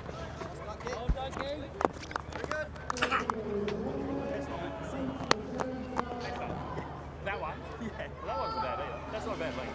Yeah.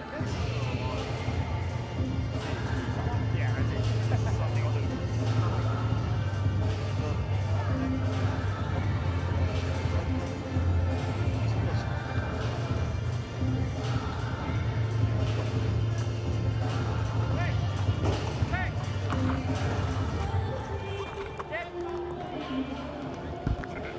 90 for 7. 14 overs gone. Bowling, Joey. Yeah, Ben Dunk, part-time off spinner. Terrific fella. Kind of qualified to play cricket for Ireland. Nikhil, he's married to an Irish girl from a village not far away from me. Spends a lot of time in Dublin. And Sean Marsh, married to a girl from Dalkey, which is a beautiful village on the Irish coast. So maybe Ireland, who had no left-handed batters at the last T20 World Cup, maybe Sean Marsh and Ben Dunn, can we tempt you out of the Australia gold, my friend, into the emerald green?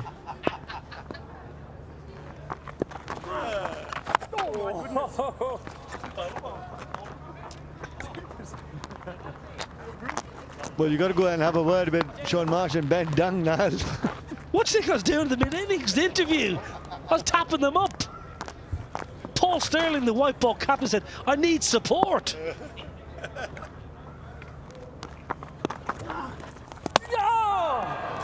Clean ball on that occasion. Xavier Doherty. The arm ball working for Xavier Doherty. Well, that's his third wicket, Xavier Doherty. This is one of your specialties, the straight break. Straight through the gate. Xavier Doherty is an excellent bowler, was for a long time for Tasmania and Australia. Verna Philander, short stay at the crease, 2 from 7, 93 for 8.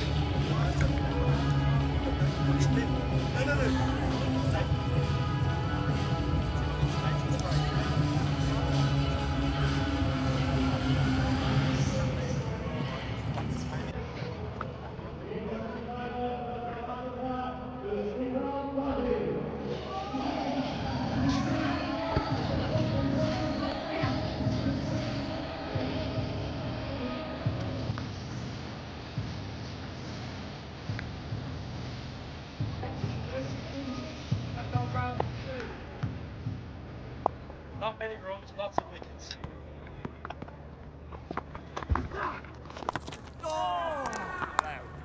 Imran Tahir got up to the sweep shot the first game as well. And he's in because this is how Philander got out. Was probably looking for the turn. Went straight through. And 6. 6 to finish the over with that Ease My Trip on 6. 99 for 8.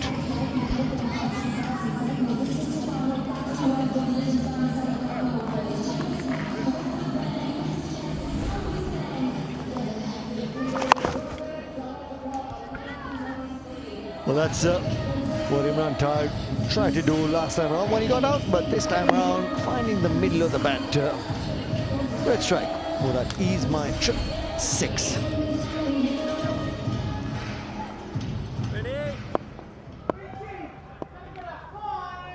Well, right in the middle of that screen was Puneet Singh, the owner of the Australia champions. Would be a really happy man winning the second game. There we are, Mr. Puneet Singh right in the middle. He's a little worried when Tim Payne was not feeling too well. Looking to find some replacement. That's another Ease My Trip 6. This time around, another big hit by McLaren. Finding the middle of the bat, just muscled it over long on.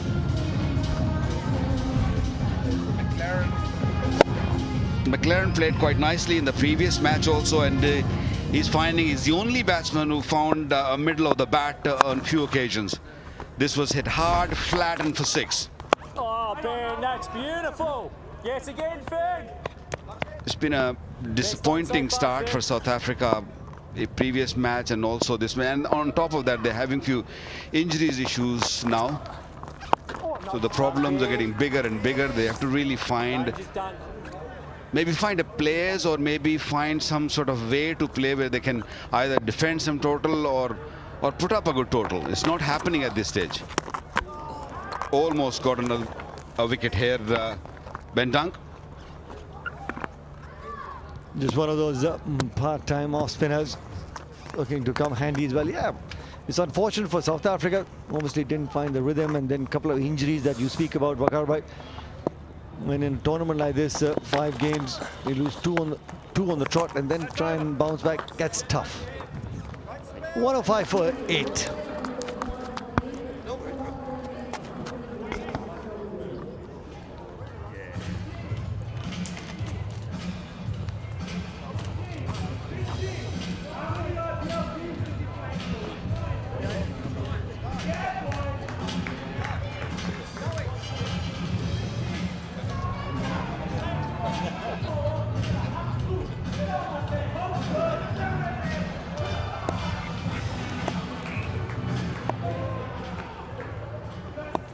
Four overs then left of this first game. This game has done and dusted South Africa, who started poorly yesterday against England. It's not gone any better today. Australia, well, they've hit back after that loss against Pakistan yesterday. Bowling. Yeah, Fang. Next one, Fang. I think Alan Donald's done with this game. He's already changed. Normally, you're showered and it looks fresh. Now it's deep down. I don't think he's going to be happy with the performance. That's for sure. He's a fighter. He just wants his team to do well. This might go all the way. He's gone all the way. He's my trip 6. Yeah, even a top edge here. It's not a big boundary. 74 of those 60s this tournament so far. He's my trip 6s. Doesn't get all of it, but he gets enough of it.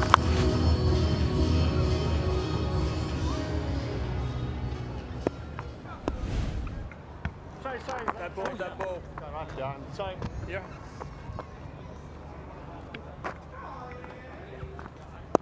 Over the last couple of days, and we've seen spinners who are bowling quicker have been punished. This is pitched way outside the leg stump, can't be given. But the spinners have to bowl slowly. We saw Bandunk previous over, he bowled nice and slow. Yes, if you bowl fuller, you might get hit for 6 because the small field. This one pitching way outside the leg stump. Yeah. Bowling. Yes, Fang. So it's so crucial that you vary your length and try to bowl slow. This pitch we're playing, this is the 3rd day, so there's plenty for the spinners. Give more revs and put it there. Wait. Fergal.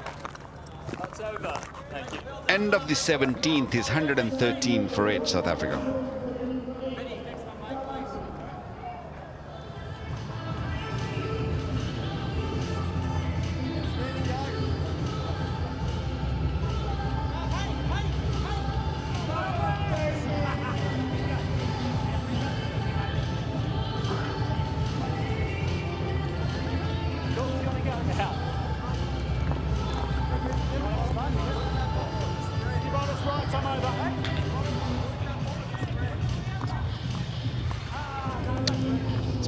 Absolute sensational performance from the Australian bowlers on back up from when they batted with that 230 for 5. Brett Lee was outstanding, 2 for 19, 3 for 23 for Doherty. And pick Nathan Coulter. Look at that, with a wicket made and 3 for 7.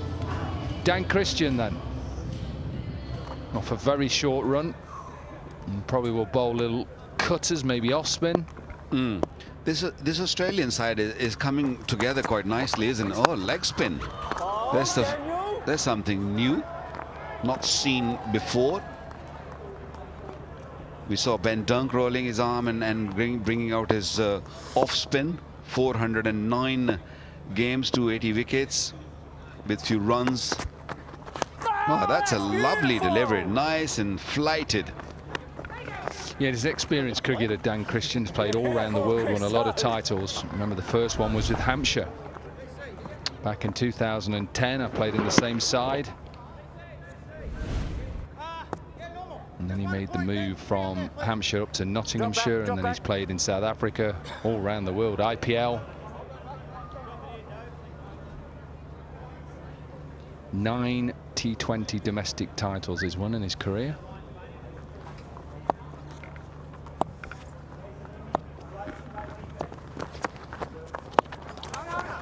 Okay, here's the question. Who is the cricketer who's won the most trophies as a player around the world in different leagues? Well, it's one of two, and they're both from the same country. Both from West Indies. I don't want you to give it just right now. Just wait. I'm just saying. Just wait.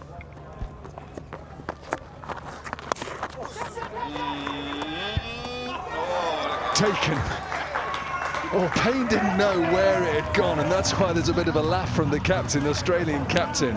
Tahir desperately didn't want to get out to leg spin, I can tell you that now, and it just lobbed up in the air, and eventually was a dive. I think Imran Tahir thought that he might get away with this because not only he was not sure. He hit him on the shoulder, might have hit the helmet also a little bit on the way.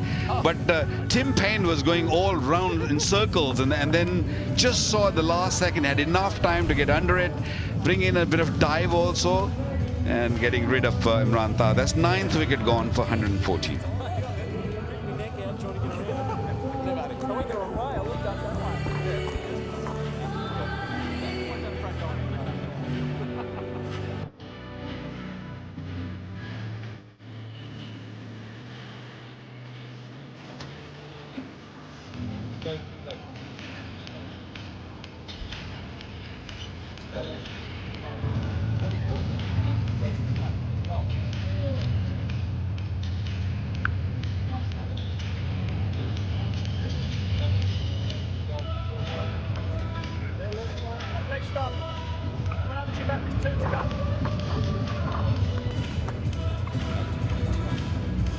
Shoal Langerfeld in at number 11.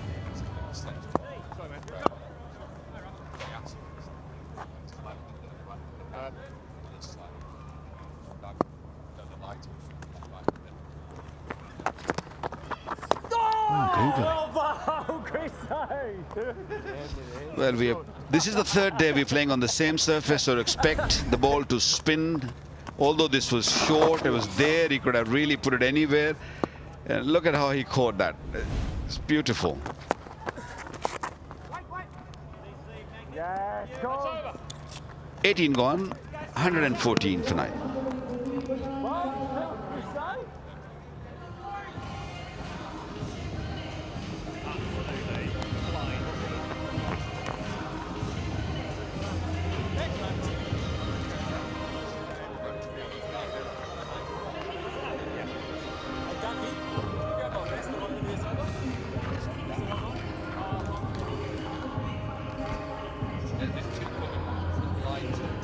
Lights on over. 114 for 9 then. We've got 2 overs left. We played on the same surface for these first couple of days. We're going to be moving to the lighter colour of the covered pitches. The one in there is the dark one they're going to use for the Birmingham Bears. They've got a couple of T20 domestic games here, but we'll be moving to the left for that epic day tomorrow. Firstly, Waqar Yunis, England versus Australia. There's a bit of needle there, and then in the afternoon there's a small match called India versus Pakistan. Towards you slightly. It's not small. Doesn't matter what level you play, legends or youngsters or under 19 or under 15. That game is going to have eyeballs, and this stadium is going to be packed, and everyone's waiting for it. And hopefully we can have a fresh pitch, fresh players, and we'll have a good game. Well, India will have to play back-to-back because they're playing this afternoon. And they'll have to go back-to-back. Pakistan are having feet up today. Their feet will be up. They'll be relaxing in the sun in Birmingham. Yeah, I was only just taking the rise when I said about it being a small game. I know how big the game is. I know how much it means. Doesn't matter, like you say, whether it's under 9s cricket, anything, school cricket. You can see Pakistan are sitting pretty at the moment. Obviously have played that extra game, and India will take on the West Indies in the second game today.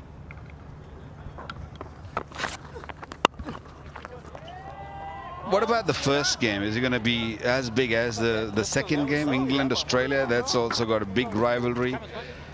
So hopefully we're going to see crowd coming in the afternoon. They're not going to wait for India-Pakistan game. They want to come and watch one of the biggest rivalry also, England-Australia. So that's going to be another massive game. And it's the weekend, it's Saturday, people are off work as well, so come down. What we're hearing for the second game, there's 18 pre-sold tickets, so there's still plenty of room. This is a big stadium here, 18,000. So that's the first game, England versus Australia. Bit of a wild hack. And another dot to finish off the 19th over, 118 for 9. And look, if you've never been to a India versus Pakistan game, you've never been in the stand when they take on each other, you have to get down here. Of course, England versus Australia is a big game, but the atmosphere, the noise, the passion, I would implore anybody in the area, come down to Edgbaston tomorrow. And come early. You might not find a seat, so your seat might be taken, so be in early tomorrow. There's 2 huge games, England, Australia, Pakistan, India.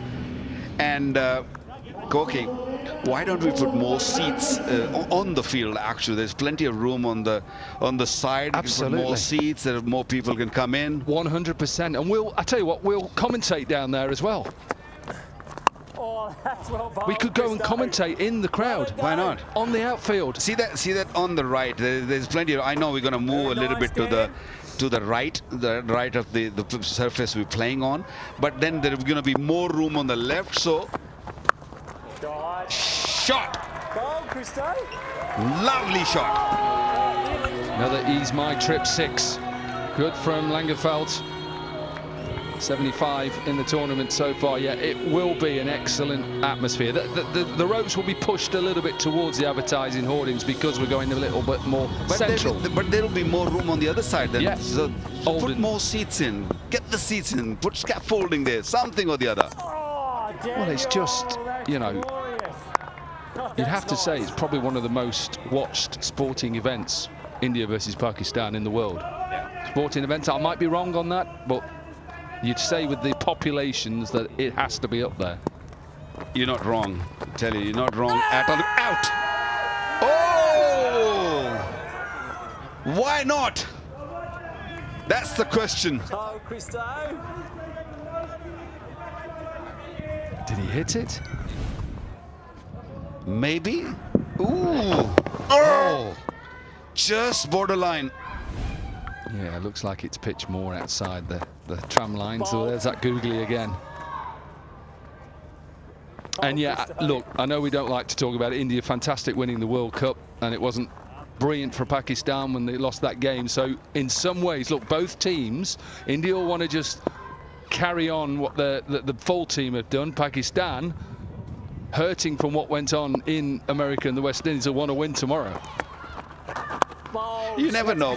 Pakistan, India, they might bring a few more players overnight, you know, just to get a younger players in for tomorrow's game. But that's game for Australia, winning by 104, and that's a big margin. The run rate's gonna go over the moon. So South Africa really got to fix their issues. They're not really playing good cricket at this stage. So it's a massive victory for Australian champions. Yeah, Australia, remember, lost Pakistan yesterday. Brett Lee, happy captain today, probably took their team just a little bit of a while to get South Africa well.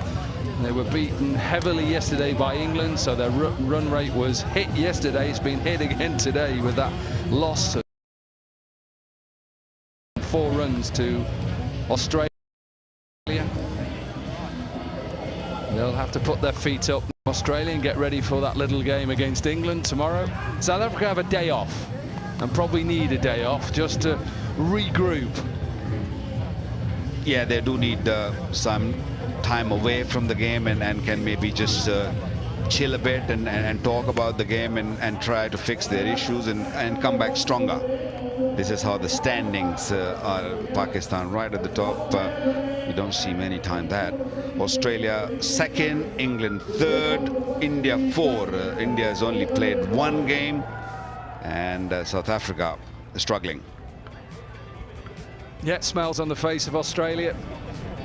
They can go back to the hotel and relax and get ready for England tomorrow. South Africa, I'm sure, will have a day off, just get away and we have a game of golf. There's lots of rugby on tomorrow. I know they're keen to watch South Africa play rugby tomorrow. Even though, you know, it's a Legends game, you still want to make sure that you do okay. I'm sure that they're not happy with their performances, but they will regroup. So they were set 231 to win. South Africa got off to a poor start. Levy went first ball, another chop on like yesterday. Callis went cheap as well, so did Duminy. The pick really was Mackenzie and McLaren. They got to 126 for 9 off the end of their 20 overs. There was partnerships in the Australia innings, but not in the South African.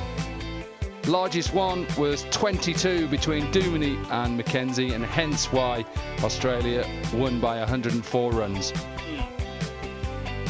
Australia once again superb with the ball in hand. 3 wickets for Coulter Nile. He batted quite nicely, and then of course 3 overs, only 14 dot deliveries, a beautiful in-swingers to a couple of those left-handers. 3 for him, 3 for Doughty.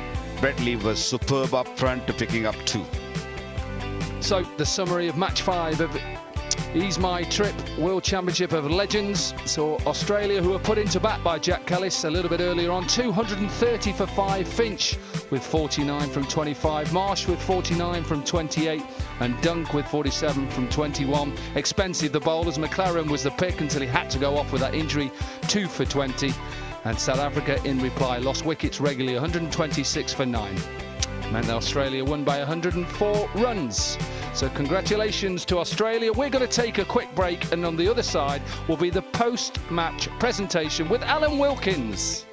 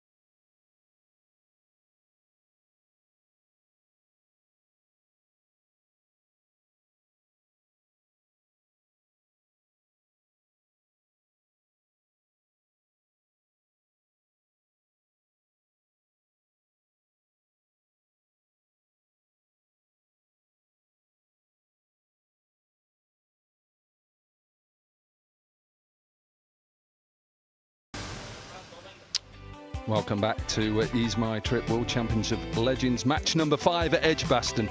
Australia, who lost yesterday to Pakistan, were put into bat, and then they got a massive, the biggest total so far of 230 for 5 from their 20 overs. 49 for Finch and Marsh, 47 for Dunk. It was excellent, a little bit expensive from the South African bowlers, and in reply, well, they just couldn't get partnerships. McLaren with 36, Mackenzie with 33, Colton Isle with a wicket maiden in that 3 for 7, Doherty with 3 for 23, Brett Lee for 2 for 19, meant that Australia champions won by 104 runs.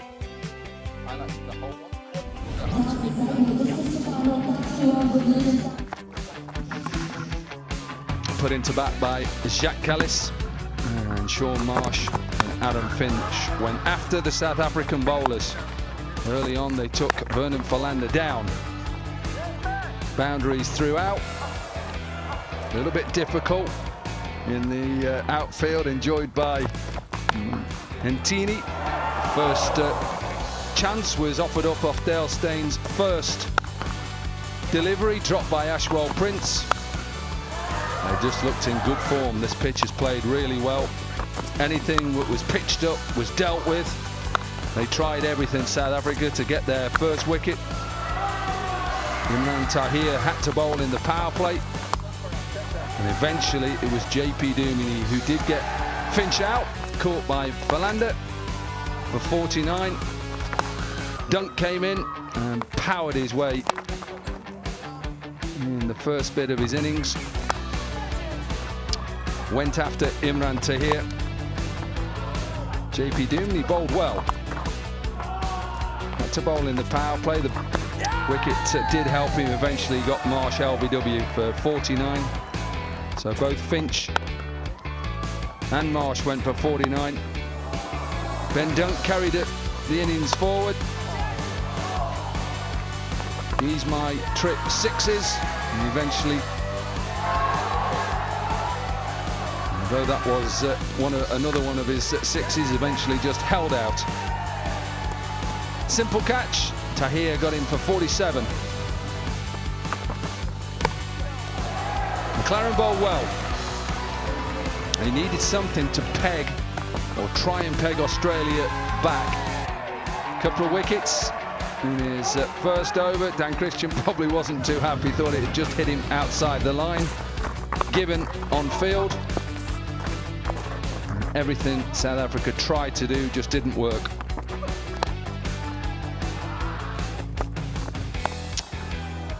Partnership of 74 between Cutting and Payne. Dangerous players, experience as well. 62 runs were conceded off the last 5 overs. That's how the innings finished, with a maximum. Beautiful looking shot. Vernon Philander had to bowl it because McLaren went off injured. 230 for 5 off their 20 overs. Brett Lee took the new ball, and once again Richard Levy dragged the ball on, similar to yesterday. Got shape early on to Jacques Kallis. Neil McKenzie, a dangerous T20 player. Kallis tried to go over the top, a simple catch at mid-off. They tried everything, South Africa, to get themselves back into the game. Nathan Colton Isle got rid of JP Duminy, smashed his stumps over. Tried and tried, and it was all going Australia's way. Ashwell Prince bowled by Nathan Colton Isle, part of that wicket maiden. Simple catch for Tim Bain. Mackenzie ended up top edging one to Payne, and then the innings just went from bad to worse. Villas stumped. Vernon Philander bowled. And then Tahir tried his hardest. A couple of Ease My Trip sixes at the end from Ryan McLaren. Quite a soft dismissal to get rid of Tahir off the leg spin of Dan Christian, and that was the end, 126 for 9. So the match summary: 230 for 5, good from Finch and Marsh. In reply, South Africa champions 126 for 9. Coulter Nile 3 for 7. Meant the Australia champions won by 104 runs. Right, it's time for the post-match presentation with Alan Wilkins. Hello everyone and welcome to the post-match presentation of the Ease My Trip World Championship of Legends 2024. First, the WCL management would like to thank the sponsors. The title sponsor, Ease My Trip, Platinum Partner 96.com, Associate Sponsor, Meteora Developer and MG Lion, our venue partner, Edgbaston, and the ECB. Well, let's congratulate Australia, the Australian champions, on winning their first match of this legendary event here at Edgbaston. Now, in the presentation party, let me introduce you to Mr. Andre Timmings, co-founder of Wizcraft, and Amandeep Singh, who's the co-owner of the South Africa champions. Thank you very much, Amandeep and Andre, for your presence today. Let's speak first of all to Jacques Kallis, who's the captain of the South Africa champions. Jacques, if you just come in here. All right, I saw you a little earlier today and you won the toss. You said you're going to bowl. Do you regret that? No, I don't. I just think we outplayed again. I think they came out batting really well. It has been tougher in the mornings, and they proved that it's probably not true. Yeah, well played to Australia. They certainly outplayed us. It's tough, isn't it, when two get going like Sean Marsh and Aaron Finch? You just don't feel that you've got enough fielders on the park. How do you stop that? It's difficult, isn't it? It is. They played really well and didn't miss it too many either. Yeah, like I said, sometimes you've got to take your head off and say, well played. Yeah. Look, this is a tournament that's going to test everyone, mentally and physically. How's the dressing room? How many aching bodies have you got in there? Yeah, we've got a few. A few of the boys haven't played cricket for a while and need to go 2 back-to-back games. Yeah, it's tough for them, but we all have a laugh about it. It's fun. You know, everybody's got back-to-back games, so we've just got to find a way to get up and get ready for our next game. I think we probably need to win 3 in a row, so we'll have to be up for that. A South African fan, a youngster, just asked me on the way out. He said, please ask Mr. Kallis, is he going to bowl in this tournament? So I'm going to ask Mr. Kallis, are you going to bowl in this tournament? If we carry on having injuries, I might have to turn the arm over. The back's not as good as it used to be. Hopefully not, but if it has to, I suppose I'll have to. All right, Jacques, good. Go and see to your wounded one. You're walking wounded. Okay, Jacques Kallis, captain of SA. Okay, let's introduce Brett Lee. Binger, if you can come here, please, winning captain for the Australian champions. Binger, Captain Brett Lee. It's got a ring to it. How much have you always wanted a captain Australia? Well, not after last game when we lost, but it feels a bit sweeter today. Look, I was so proud of the way the guys played. I thought it wasn't really a 230 wicket, probably 200. But to get 230 with some wonderful partnerships, it was easier to defend. It's good from the dugout watching people like Sean Marsh and Aaron Finch belt the ball. I mean, these guys are playing fantastic cricket. Well, some of those shots that Finchy played and Sean Marsh, as you mentioned, pretty good to keep playing for Australia, I think. But look, it's up to them if they want to keep going on and playing these types of tournaments. But for us, it's just a great opportunity to play against some of the world's greatest cricketers. Look, I think it's got to be a bigger challenge for bowlers. How are you feeling? The ball looked like it was coming out okay today. Felt like it was coming out okay. I'll be very sore tomorrow. It normally takes a couple of days for it to kick in. But yeah, look, it's sort of feel okay. Just trying to manage the body, and I guess that's the greatest thing about when you've got 230 on the board. You can let the spinners do their job. Yeah. Enjoy captaining the side? It's nice. It's nice, and especially when you look around, you've got guys like Aaron Finch, who's a wonderful captain. Obviously, Tim Payne, that's done in the Test arena. So for me to have my first opportunity to captain Australia is an absolute privilege. Great stuff, Binger. Go and enjoy the rest tonight. Thanks, we'll go. Cheers. Brett Lee, captain of Australia. Now then, Brett Lee for the meaty, sweet moments of the match. That's a check for $500 US, and it's Amandeep Singh, the co-owner of the South African champions, who presented the award. Now I'd like to request Andre Timmings. Andre, you're going to present the Ease My Trip Player of the Match and a check for $500 to Nathan Coulter Nile of Australia for a wonderful bowling spell today. From Nathan, Andre Timmings, co-founder of Wizcraft. And we saw a little bit of witchcraft, I think, as well from Nathan Coulter Nile today. So well done. Nathan, can we have a quick word with you? Just come in here. I'm not sure what you finished with, but I know that you took 3 for 7 in 7. What was going on out there? Sometimes you just get lucky. Probably bowled the same last game and got taken down. So yeah, lucky day. When you're bowling on a pitch like this and there's not a blade of grass on it, what are you looking to do? Well, you're not allowed to bowl bumpers, so you're just going to bowl as full as you can, I guess. I mean, there's no other option. Yeah, you're not. Yeah. How much of a challenge is that when you're not allowed to bowl bouncers? I'm not sure I could have got it up there today anyway. So I mean, a few of the old boys probably can't get them anyway, so it's probably a bit of a moot point. But yeah, it's just got to find different ways to do different things, I guess. Yeah. Have you been physically doing anything to prepare for this tournament? No, I only just found out about it a little while ago. So yeah, just fly in, get on with it, and hopefully it comes out. Well, you bowled well today. I'm not sure what you finished with. You took 3 for 7 in 7. Do you know what you finished with? No, sorry, no. Well, you got the player of the match award. Well done, Nathan. Thanks a lot indeed. Nathan Coulter-Nile, the player of the match. And thanks very much for everyone here at Edgbaston and to all of you watching at home, watching the Ease My Trip World Championship of Legends. Yep, thanks a lot, Alan Wilkins, and it's not far away for the toss for this game. Remember, India are looking to go back-to-back wins, and the West Indies who are looking for that first win. That's coming up next here at Edgbaston in the World Championship of Legends. We'll take a quick break. On the other side will be that match.